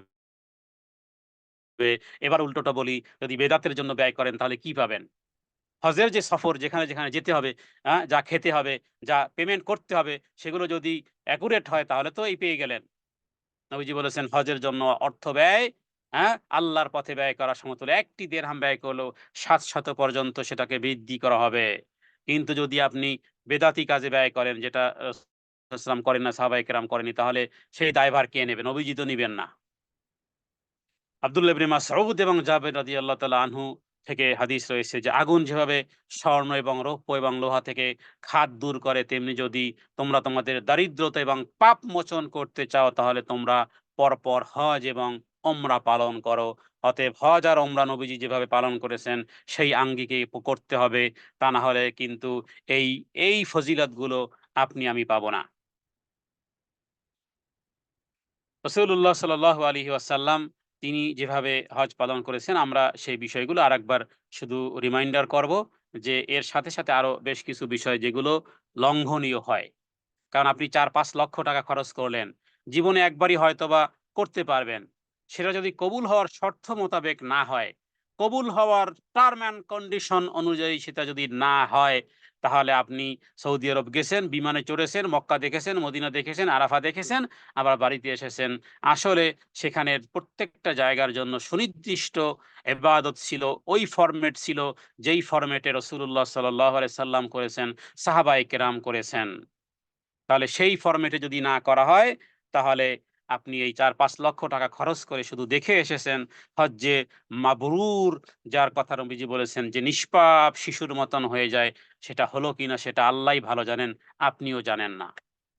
এইজন্য আমরা ১ম বলেছি যে ইমানের আরকাম, আহকাম, শাখা-প্রশাখা, ইমানের দাবি, সে সমস্ত বিষয়ে পূর্ণ জ্ঞান, সঠিক বিশ্বাস স্থাপন করা, ইখলাস, নিয়ত পরিশুদ্ধ করা, ইবাদত একনিষ্ঠভাবে আল্লাহর সন্তুষ্টির জন্য, আনুগত্যের জন্য করা, কাউকে দেখানোর জন্য না। সেখানে গিয়ে সেলফি তুলে সোশ্যাল মিডিয়াতে দেখানোর জন্য না। সেলফি যদি তুলেন, স্মরণ করে রাখতে চান, সেটা নিজস্ব এই প্রোফাইলেই রাখেন। নিজের মধ্যেই রাখেন, সেটা মানুষকে দেখানোর বিষয় নয়। আর ৩য় যেটি বলেছি, ইত্তেবায়ে সুন্নাহ। নবীজি যেই পদ্ধতিতে এই কর্মটি সম্পাদন করেছেন, সেই নীতিমালায় আপনায় করতে হবে। অতএব এটা বুঝলাম যে শিরক মুক্ত ঈমান, অন্তরে বিশ্বাস, চিন্তা চেতনা কথা কাজের মধ্যে শিরকি এবং কুফরি কোনো বিষয় আছে কিনা, সেজন্য আপনাকে ১ম এ যা হয়ে গেছে, হয়ে গেছে। এবার তওবা করে নেন যে আল্লাহ সঠিক জিনিসের উপরে চলবো। বেদাত মুক্ত আমল, কোন রকমের আমলের মধ্যে কোন রকমের আছে কিনা সেজন্য তওবা করে নেওয়া। হারাম মুক্ত উপার্জন, ভক্ষণ, জীবিকা নির্বাহের জন্য আপনাকে হালাল উপার্জন দিয়েই আপনাকে হজ করতে হবে। কারণ হারাম টাকায় ইনকাম দিয়ে হজে গিয়ে কোনো লাভ নেই। হারাম টাকার আপনি জানেন যে হারাম টাকায় ইনকাম করেছেন। সেই টাকা আল্লাহ, ইন্নাল্লাহা তাইয়্যিবুন লা ইয়াকবালুহু ইল্লা তাইয়্যিব। আল্লাহ পবিত্র, পবিত্র জিনিস ছাড়া গ্রহণ করেন না। কারণ ওখানে ৳১ ব্যবহার করলে, আমরা একটু আগে হাদিস বলেছি যে ৭০০ পর্যন্ত আল্লাহ তাআলা নেক বৃদ্ধি করবেন। তো হারাম টাকাতেও যদি করেন, হারাম টাকাতে কি আল্লাহ ৭০০ নেকি দিবেন? না, আল্লাহ গ্রহণ করবেন না। এজন্য আপনাদেরকে একটি কথা আমি আমার আলোচনার মধ্যে প্রায় আমি বলি, যেটা একটা মূল নীতি বলতে পারেন, যেটা আজীবনের জন্য আপনার একটা মূলনীতি বানিয়ে নেন। হ্যাঁ? ইসলামের একটা যেকোনো মৌলিক ইবাদত বা আমল করার পূর্বে আপনাকে একটা মূলনীতি, আমি এই কথাটি বারবার বলেছি, আজকের পুনরায় আপনাকে আবারও বলব, এই কথাটি আবারও আপনাদের মাইন্ডে রাখুন। আজীবনের জন্য রাখুন, আজীবনের জন্য, আমরণের জন্য এই কথাটি আপনাদের মাথার মধ্যে রাখুন, কাগজ কলমে লিখে রাখতে পারেন। সেটি হলো, যখনই কোনো আমল এবং ইবাদতের কথা শুনবেন, যখনই কোনো আমল, কোনো ইবাদতের কথা শুনবেন, তখনই জেনে নিবেন যে রাসূলুল্লাহ সাল্লাল্লাহু আলাইহি ওয়াসাল্লাম এবং সাহাবায়ে কেরাম সেই আমলটি করেছেন কিনা। এই একটা কথা মনে রাখবেন। এই একটি কথা মনে রাখবেন। করলে দোষ কি? অমুকে তো করেছে, একটু বেশি করলাম। এই জাতীয় কথা বলা মানেই হলো যে আপনি ইসলামের ওই অজ্ঞতার মধ্যে আছেন, যেই অজ্ঞতায় পৌঁছলে শয়তান হ্যাপি হয়। আর আল্লাহ আমলকে বরবাদ করে দেন। আমি খুব সংক্ষিপ্তভাবে, খুব হার্ড আপনাদের হৃদয়ে আমি, মানে খুব হার্ডলি আমি বলতে চাচ্ছি।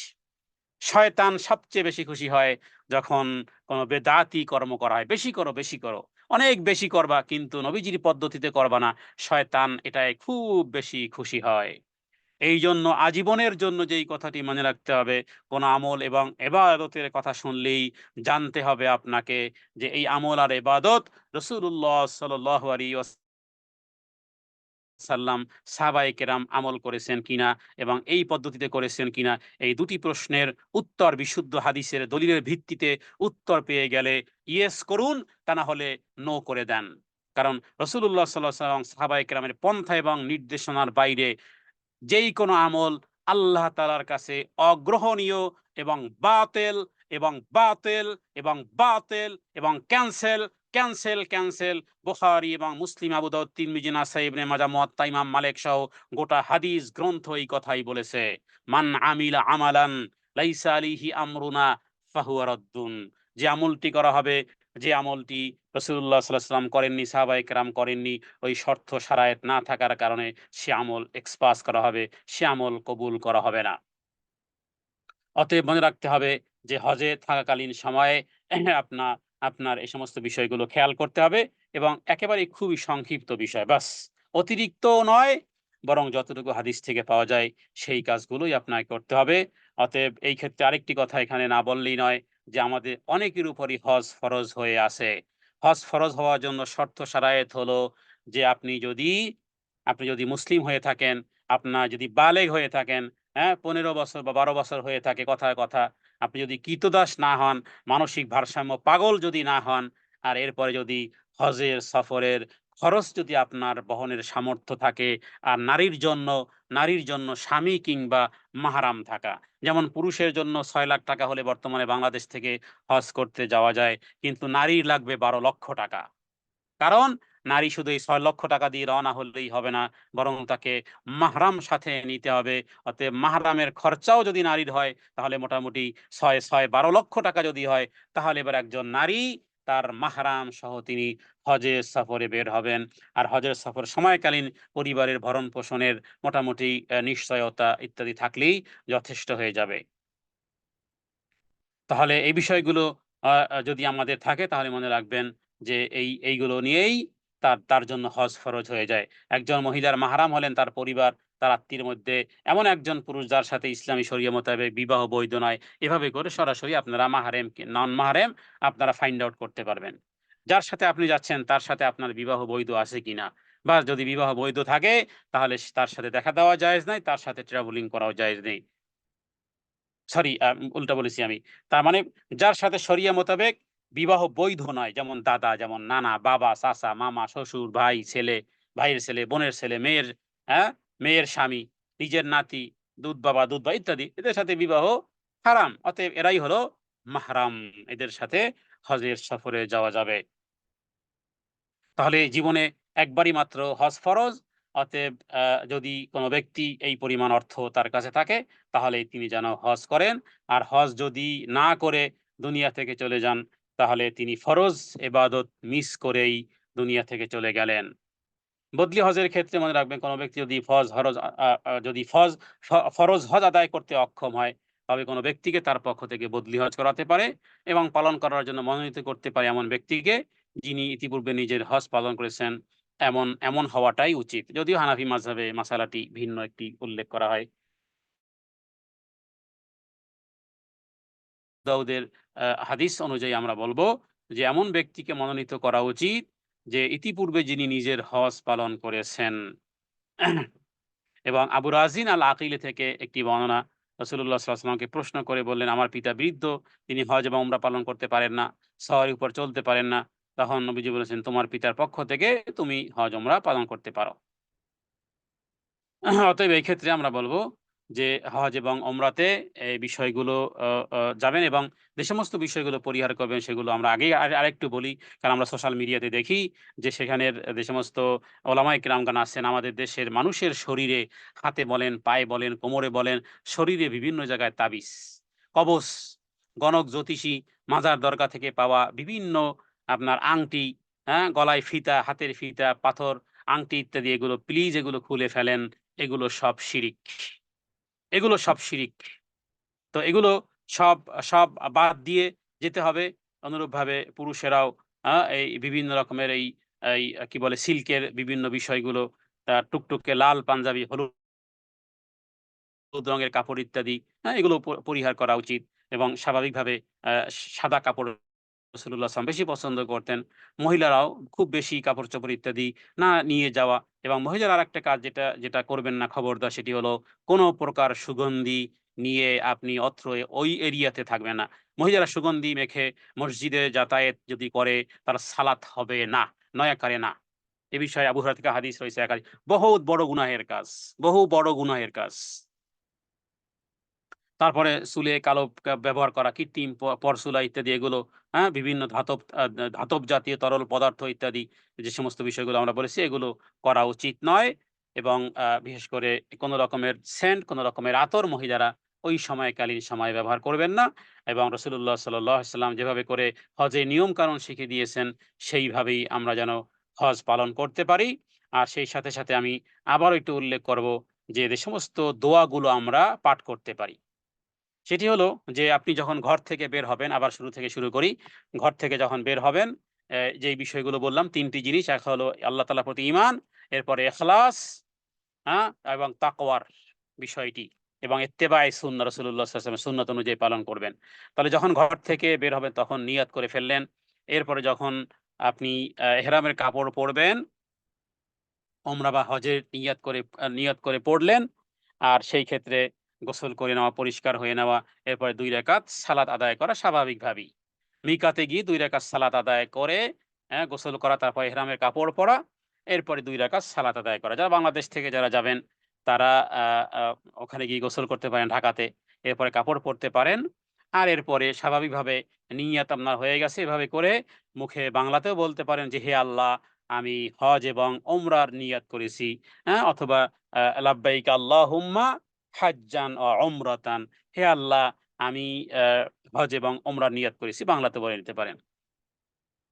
তো এরপরে আপনি যখন মিকাতে পৌঁছবেন অথবা যদি বিমান ক্রস করেন, সেখান থেকে আপনার শুরু হবে লাব্বাহুম্মা লাব্বাইক, লাব্বাইক লা শারীকা লাকা লাব্বাইক, ইন্নাল হামদা ওয়ান নি'মাতা লাকা ওয়াল মুলক লা শারীকা লাক। বারবার কিন্তু এই কথাগুলোর মধ্যেই যে অর্থগুলো জেনে নিবেন। অর্থ জানেন না, শুধু মৌখিক পড়েন, হ্যাঁ? অধিকাংশ ওলামায়ে কেরামগণ বলেছেন যে একমাত্র কোরআনুল কারীম ব্যতীত অন্যান্য দোয়া, আজকার, জিকির, আজকার, তাসবিহ, তাহলিল অর্থ জানা উচিত। অর্থ না জানলে ফজিলত থেকে বঞ্চিত হতে পারেন। কারণ পড়তেছেন, বারবার রিপিট করতেছেন কিন্তু কিছুই জানেন না। কোরআনুল কারীম না জেনে পড়লেও সওয়াব আছে। যদিও এটা আল্লাহ এবং আল্লাহর রাসূলও চান নাই যে কোরআন না বুঝে পড়ুক।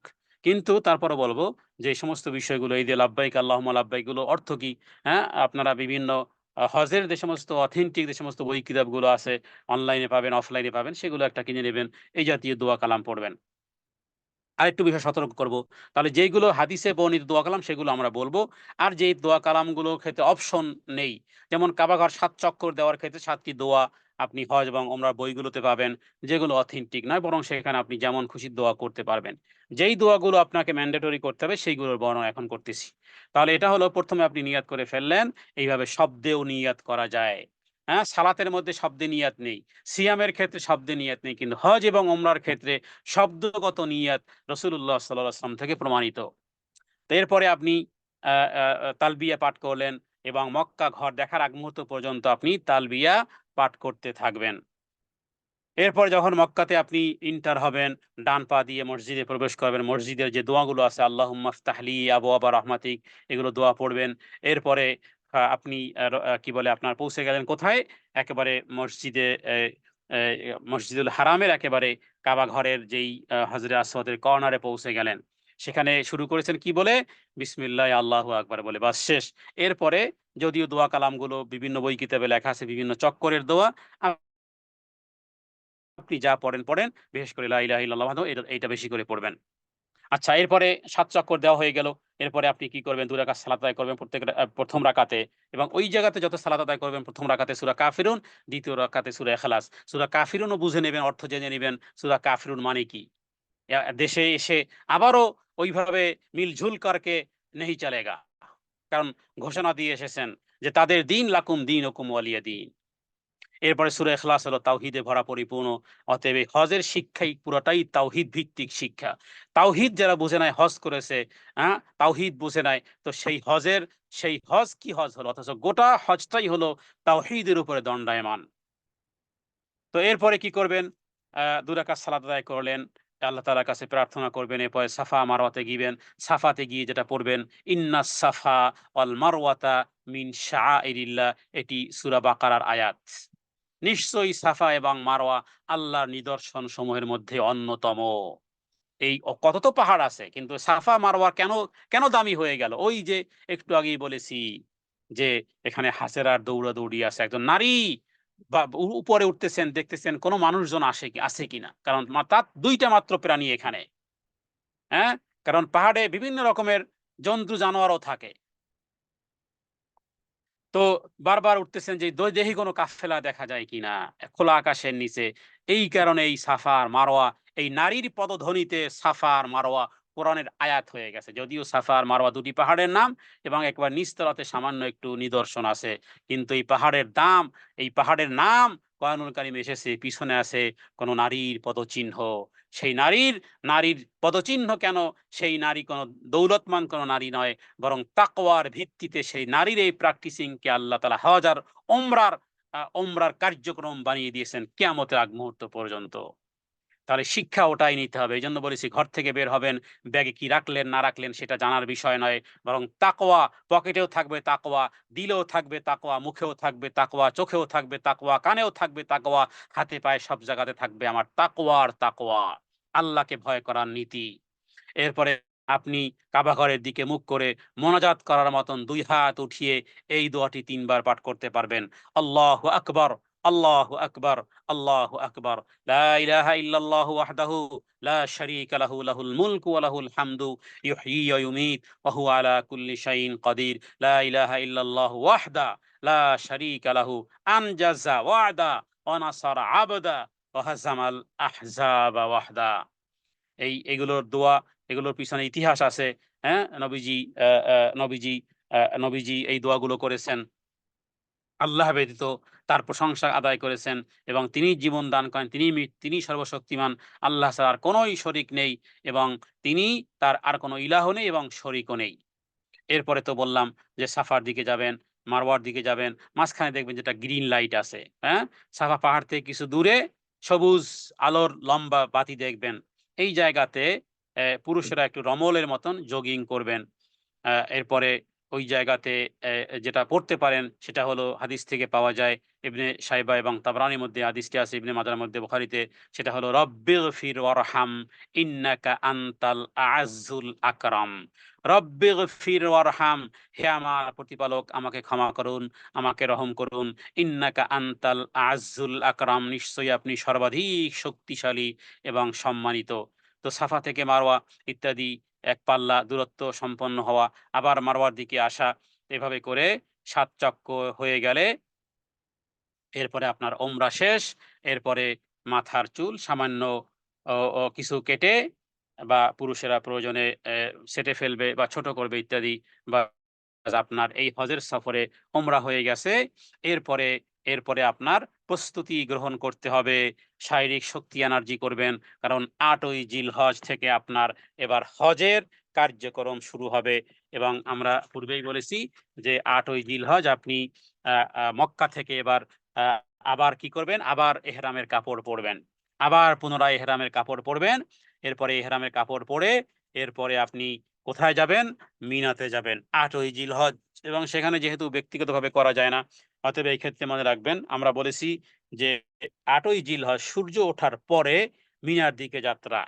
কিন্তু কখনো, কখনো হজের কাফেলার সাথে আপনাকে দেখা যায় যে হয়তোবা আগে বা পরে হয়ে যেতে পারে বাসের কারণে বা টাইমিং এর কারণে।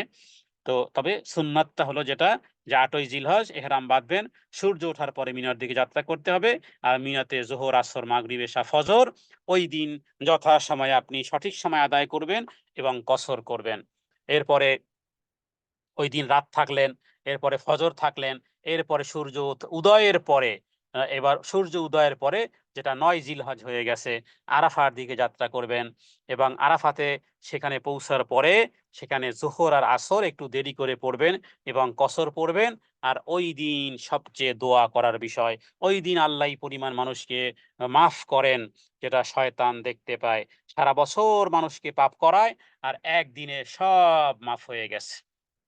একদিনে সব মাফ হয়ে গেছে। এটা শয়তান দেখতে পায়। অতএব ওই দিনের ফজিলত বেশি। ওই দিন সারা বিশ্বের হাজিরা শুধু রোজা রাখবে না, কিন্তু অন্যান্য যারা আছেন তারা ওই একটা দিনের রোজা রাখার মাধ্যমে তাদের ২ বছরের গুনাহ মাফ হয়ে যায়। কি পরিমাণ ফজিলতপূর্ণ ওই দিন। অতএব ওই দিন ওই আবার একই দোয়া পড়বেন। লা ইলাহা ইল্লাল্লাহু ওয়াহদাহু লা শারীকা লাহু। বেশি, বেশি করে ওই দোয়াটা পাঠ করবেন। এরপরেই সূর্য অস্ত যাবে, বসে থাকবেন।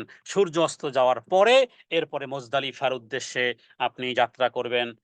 মুজদালিফাতে গিয়ে তারপরে এবার মাগরিব আর এশা একসাথে পড়বেন এবং খুব তাড়াতাড়ি ঐদিন ঘুমাবেন। ঘুমানোটাই ইবাদত। কারণ ১০ই জিলহজ সূর্য ওঠার পূর্বেই ফজরবাদ মিনার উদ্দেশ্যে যাত্রা করতে হবে। জামরাতুল আকাবাতে কঙ্কর নিক্ষেপ করতে হবে, কোরবানি করতে হবে, মাথা মুন্ডন করতে হবে। হজের সফরে মাথা মুন্ডন করাটা, পুরুষেরা মাথা মুন্ডন করবেন, নারীরা মাথার চুলের কিছু অংশ কেটে দিলেই হয়ে যাবে। তো এরপরে তাওয়াফ করতে হবে, যেটাকে ফরজ তাওয়াফ, তাওয়াফে ইজাফা বলে। হ্যাঁ, ১০ই জিলহজ যদি কোনো কারণে প্রচন্ড ভিড়ের কারণে, অসুস্থতার কারণে করতে না পারেন, তাহলে রাত্রে করেন। তা না হলে পরের পরের দিনে করেন, না হয় পরের রাত্রে করেন, না হয় পরের দিনে করেন, পরে রাত্রে করেন। কারণ এটা আপনার বাকি আছে হজের ফরজ ফরজ তাওয়াফটা বাকি আছে। এরপরে মনে রাখবেন আর আপনার এই ১০ই জিলহজের পরে আর মোটেলে আর থাকতে পারবেন না। আপনাকে ১১ আর ১২ আর ১৩ এই ৩ দিন প্রয়োজনে আপনি মিনাতেই থাকতে হবে। মিনাতে থাকবেন এবং সেখানে এই সালাতগুলো কসর পড়বেন, যথাসময়ে পড়বেন। আর এই আকাবায়ে, জামরাতুল আকাবায়ে শুধু কঙ্কর নিক্ষেপ করবেন। এরপরে সর্বশেষ ৩ দিন হয়ে গেল বা ২ দিন হয়ে গেলেও চলে আসতে পারবেন মক্কাতে যদি হোটেলে আসেন, অথবা না আসেন, যদি হোটেলে আসেন, এরপরে যদি দেশে আসেন অথবা মদিনাতে যাই করেন, সর্বশেষ মক্কা ত্যাগ করার আগে বিদায়ে তাওয়াফ করবেন। বিদায়ে তাওয়াফ করবেন। এই হলো এক নজরে সংক্ষিপ্তভাবে আমরা হজ এবং ওমরার বিষয়ে আলোচনা করেছি। আল্লাহ তাআলা যেন আমাদেরকে সহি সুন্নাহ মোতাবেক হজ ওমরা পালন করার তৌফিক দান করেন। হাদা মিন্নি ওয়াল ইলমু ইনদাল্লাহ। আল্লাহু আ'লামু বিস-সাওয়াব। ওয়া সাল্লাল্লাহু আলা সাইয়্যিদিনা মুহাম্মাদিন নাবিয়্যিল উম্মি ওয়া আলিহি ওয়া সাল্লাম। আসসালামু আলাইকুম ওয়া রাহমাতুল্লাহি ওয়া বারাকাতুহু।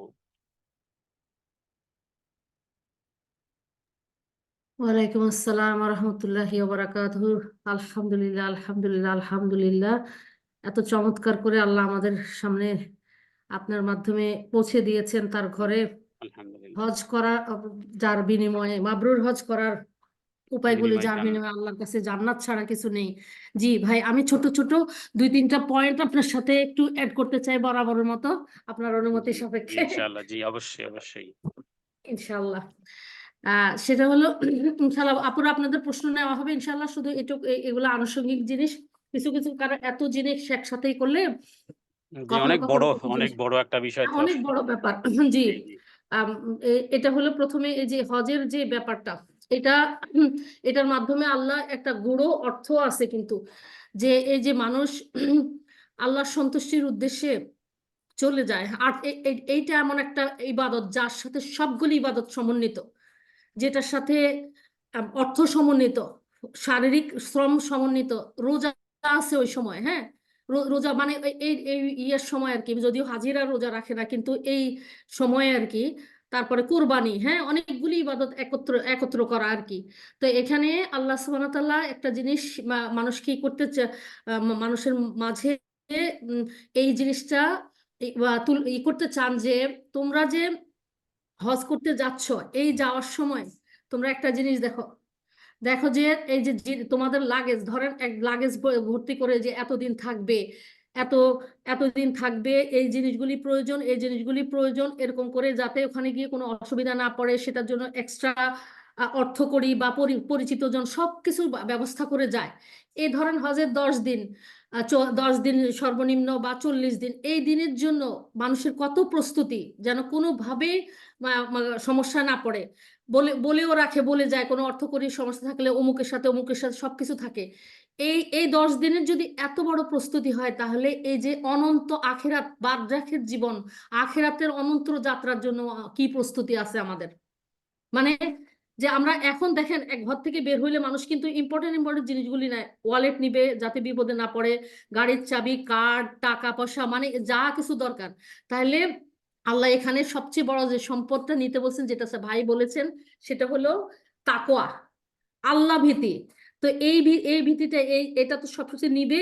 আর ওই আখেরা, অনন্ত আখেরাতের জন্য 10 দিনের জন্য এত প্রস্তুতি হলে আখেরাতের জন্য কি পরিমাণ প্রস্তুতি দরকার, যেখান থেকে আর ফিরে আসা যাবে না। এখানে কিন্তু আমরা চাইলে কারো সাহায্য, কারো কাছ থেকে টাকা পয়সা একজন না একজনের কাছে পাবো, কিন্তু কবরে গেলে আমরা কারো সাহায্য পাবো না যদি নিজে আগে সাদগায়ে জারিয়ার ব্যবস্থা না করে যেতে পারি, যদি নেক্সট সন্তান না থাকে।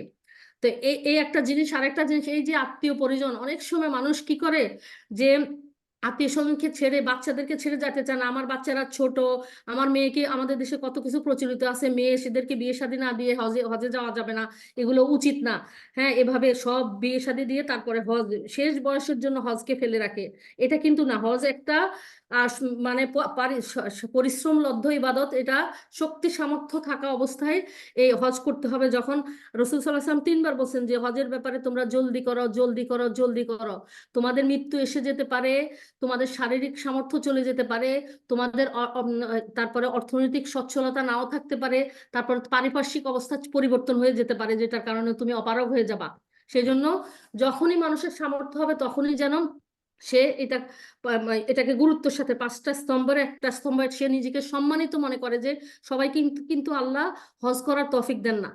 তো আল্লাহ যখন দিয়েছেন, তার মানে 5টা পিলার পরিপূর্ণ করার মতো কোন মর্যাদা নিয়ে গেছেন।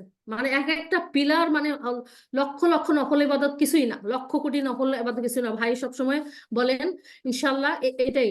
তো এই যে আত্মীয় স্বজনকে রেখে আসে অনেকে, যে আমার ছেলে ইন্টার পরীক্ষা দিক, আমার মেয়ে ইউনিভার্সিটি ঢুকুক, বা কে দেখবে ওদেরকে, এরকম। তো আল্লাহ দেখেন যারা হজ, আমি গতবার বলেছি আমার ছোট ভাই ভাইয়ের বউ তারা 1 বছর হয় নাই, এত ছোট বাচ্চাকে রেখে গেছে। যখন বাচ্চা অসুস্থ হয়েছে তারা বলছে যে আল্লাহ আমাদেরকে মেহমান বলে কবুল করেছেন, এখানে এনেছেন, আল্লাহ হেফাজতকারী হিসেবে বাচ্চার জন্য যথেষ্ট হয়ে যাবেন। আল্লাহর জন্য ভালোবাসায় এই যে পিছনে ফেলে আসছেন, তাদের রক্ষণাবেক্ষণ, তাদের হেফাজতকারী হিসেবে আল্লাহই যথেষ্ট আপনার অ্যাবসেন্সে। আপনি শুধু আমানতদার, সার্টেন টাইমের উসিলা মাত্র। ইব্রাহিম আলাইহিস সালাম কিভাবে তার স্ত্রী এবং একমাত্র পুত্রকে, এত বছর পরে পাওয়া পুত্র, মানে কিরকম মহামূল্যবান সম্পদ তার কাছে এই সন্তান, তাকে রেখে সে আল্লাহর ভালোবাসাকে বড় করে। তো এই যে আল্লাহর ভালোবাসাকে পিছনে ফেলে সবাই গড়িমসি গড়িমসি করে যে আমি না থাকলে কিভাবে কি করবো, ওরা কে দেখবে, কি অসুবিধায় পড়ে যাবে। তখন আল্লাহ দেখেন যে তুমি যে হজে আসো, তোমার পরিবারকে কে দেখে, তোমার কে, কারণ তুমি আসলে রক্ষণাবেক্ষণকারী না, তাদের রব তোমার, এবং তাদের রবই তাদের তাদের হেফাজতকারী। তাদের যা কিছু প্রয়োজন দুনিয়াতে, তাদের অস্তিত্ব টিকে থাকার জন্য সবকিছু তার কাছ থেকে আসে, এটা মনে রাখতে হবে। তুমি না, তুমি সার্টেন টাইমের আমানতদার। দেখো তারা, তাদেরকে আল্লাহ ঠিকই রেখেছেন। আর তাদের ভালোবাসার চেয়ে আল্লাহর ভালোবাসাটাকে প্রায়োরিটি দিতে হবে। এটা, আর এটা তো মাবরুর হজের কথা যেটা বলা আছে যে এর বিনিময়ে জান্নাত ছাড়া আর কিছু নেই। আরেকটা জিনিস, এখানে আল্লাহর মেহমান হয়ে যারা আসে, এই যে কিয়ামতের মাঠে যে এই জিনিসটা ভাইও বলছেন যে কোনো পরিচয় থাকবে না, কে রাজা, কোন দেশের রাজা, কে কোটিপতি, কি একই রকম ইউনিফর্ম, ছেলেদের বিশেষ করে, মেয়েদেরও এরকম, তেমন কোনো পার্থক্য নেই, অ্যাক্টিভিটিস কিন্তু একই। এর মধ্যে কাজগুলি কার গৃহীত হবে, যার মধ্যে তাকওয়া আছে, যার মধ্যে তাওহীদ আছে, যে কথাটা ভাই বললেন, সুবহানাল্লাহ, আলহামদুলিল্লাহ। তো আমাদেরকে এখান থেকে আল্লাহ বাছাই করে নেবেন। তাহলে এই যে 3টা জিনিস সামনে রেখে আহ হজের জিনিসটা, যে আমার আখিরাতের জন্য কি পাথেয় আমি নিচ্ছি, এই 10 দিনের জন্য এত প্রস্তুতি, যেখানে অনন্ত মানে কত হাজার বছর বাদে জীবনে আমি থাকবো তার কোনো হিসাব নাই। তাইলে সেইটার জন্য প্রস্তুতি কি নিচ্ছি। আর আল্লাহর ভালোবাসা যেন আমার পরিবার পরিজনের ভালোবাসা, আল্লাহর আদেশ যেন তার ঊর্ধ্বে হয়। আর আমি নিজেকে যেন তাদের রক্ষণাবেক্ষণকারী, তাদের হেফাজতকারী মনে না করি, আল্লাহ একমাত্র হেফাজতকারী, আল্লাহর কাছে সঁপে দিয়া আসবা, আল্লাহর উপর পরিপূর্ণ তাওয়াক্কুল করবো। আর মনে করতে হবে যে আমাদের কিয়ামতের মাঠে আমাদের কারো বংশ গৌরব, আমাদের কার কোনো কিছু দুনিয়ার পরিচিতি আমাদেরকে সেখানে রক্ষা করতে পারবে না, সেখানে আমাদের মর্যাদার মাপকাঠি হবে না, সেখানে হবে তাকওয়া তাওহীদ। এগুলো দিয়ে আমরা সেখানে উচ্চ মর্যাদা পাবো, যেমন হজ কবুল হবে এখানে। এই একটা সাইড।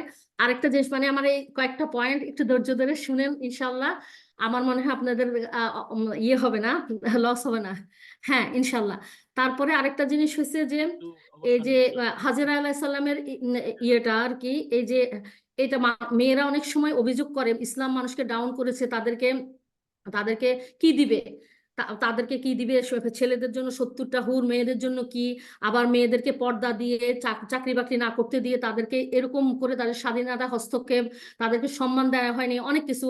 এই যে সম্পত্তি ভাগের ব্যাপারে হাফের কথা যখন বলা হয়েছে, বা ছেলেদের হাফ, কিন্তু কোন যুক্তিতে কিভাবে হাফ, এটা না জেনেই আন্দাজে বলে। একটা জিনিস দেখেন, এই ইখলাসে আল্লাহর উপর ভরসা করেছেন, আল্লাহর প্রতি, আল্লাহর কাছে পুরোপুরি আত্মসমর্পণ করে হাজেরা আলাইহিস সালাম যে আনুগত্যের পরাকাষ্ঠা দেখিয়েছেন, আল্লাহ দুনিয়াতে কিভাবে তাকে মূল্যায়ন করেছেন। একজন নারীর দৌড়কে তিনি ইসলামের একটা অন্যতম পিলার, হজের অন্যতম একটা রোকন করে দিয়েছেন। কিয়ামত পর্যন্ত পুরুষরা পর্যন্ত এই ইয়ে পালন করবে। কিভাবে আল্লাহ দুনিয়াতে তাকে ইজ্জত দিয়েছেন, একজন নারীকে ইজ্জত দিয়েছেন। নারী যদি এরকম করে আত্মসমর্পণ করতে পারে আল্লাহর কাছে, সে দুনিয়াতে পাবে। আল্লাহ বলেছেন কোরআনের আয়াতে যে যে নারী কিংবা পুরুষ, তোমাদের কারোই সৎকর্ম আল্লাহ কখনো এতটুকু নষ্ট করবে না, সবাইকে প্রতিফল দিবেন, প্রতিদান দিবেন। তো এই যে দুনিয়াতে সম্মানিত করেছেন, ইসলাম কিভাবে নারীকে সম্মানিত করেছে, আল্লাহ কিভাবে নারীকে সম্মানিত করেছেন, এই একটা কত বড় এক্সাম্পল আমাদের কাছে। আমরা যখনই এই ধরনের চিন্তা চেতনা বা আশেপাশের মানুষ আমাদেরকে বিভ্রান্ত করার চেষ্টা করবে, আমরা এই উদাহরণটা তুলে আল্লাহর কাছে কৃতজ্ঞ থাকবো, নারী জাতিকে কিভাবে সম্মানিত করেছেন। কিয়ামত পর্যন্ত পুরুষের এই ইবাদত যেটা এই নারী করেছেন, এই একটা জিনিস। আরেকটা জিনিস হচ্ছে এই হজের ইয়েতে কি যেন আশা রাদিয়াল্লাহু বলছিলেন যে পুরুষরা হজে যায়, ইয়েতে যায়, জিহাদ করে, এর বিনিময়ে আল্লাহর কাছে জান্নাত আছে, তাহলে আমরা জিহাদে কেন যাইতে পারি না? তখন আর রাসূল সাল্লাল্লাহু আলাইহি ওয়াসাল্লামের পক্ষ থেকে বলা হয়েছে, নারীদের জন্য হজই হলো একটা জিহাদ। মাবরুর হজের বিনিময়ে তো আল্লাহর কাছে জান্নাত ছাড়া কিছু নাই। এই একটা জিনিস যে নারীদের জন্য হজই কিন্তু জিহাদ, কারণ অনেক প্রতিকূলতা থাকে, অনেক প্রতিবন্ধকতা থাকে। এখন এই যে হজ পালন করবে, এর কোনো নারী যদি হজ করতে চায় তখন তার স্বামীর ভূমিকা কি হওয়া উচিত? সেখানে বলা হয়েছে যে এক ব্যক্তি এসে বলছেন যে ইয়া আল্লাহ রসুল, আমার স্ত্রী তো হজের সংকল্প করেছেন, কিন্তু আমার নাম তো অমুক অমুক অমুক যুদ্ধের উঠেছে। মানে তখন ওই সময় ইসলামের এই মানে ইসলামের শুরু ওই লগ্নে কিভাবে, মানে মুজাহিদ পাওয়া তো কত দুষ্কর। মানুষ তখন জীবনশালী ইসলামের জন্য দেওয়া, মানে ইসলাম গ্রহণ করা মানে জীবন দেওয়া, জিহাদ মানে জীবন দেওয়া। তার মানে দুনিয়ার কোনো চাওয়া তার কাছে আর থাকবে না আখেরাত ছাড়া, আল্লাহর কাছে জান্নাত ছাড়া। সেই সময় কত জরুরত যে একজন মুজাহিদ পাওয়া। সেই সময় রসুল সাল্লাল্লাহু আলাইহি ওয়াসাল্লাম কিন্তু এ কথা বলেন নাই যে তোমার স্ত্রীকে বলো এখন ইসলাম প্রতিষ্ঠা জরুরি, এখন ইসলাম প্রতিষ্ঠা জরুরি, তোমার স্ত্রীকে বলো ধৈর্য ধরতে, আগে ইসলাম প্রতিষ্ঠা হোক, তারপরে সে তার উপর যেহেতু মাহরাম না থাকলে হজ হজ তার জন্য ফরজ না, সে পরে করতে পারবে, পরে আশা করলে পরে। কিন্তু তিনি কি বলেছেন এটাই শিক্ষণীয়, তিনি বলেছেন যে তুমি তোমার স্ত্রীর সাথে হজে যাও। এটা কিন্তু অনেক বড় ব্যাপার। কোনো স্ত্রী যদি হজে যেতে চায়, সামর্থ্য থাকে, তাহলে স্বামীর উচিত তাকে হজের সঙ্গী দেওয়া, সমপরিমাণ সওয়াব তিনি পাবেন। সুবহানাল্লাহ, আলহামদুলিল্লাহ, আল্লাহু আকবার। কারণ আমাদের অনেক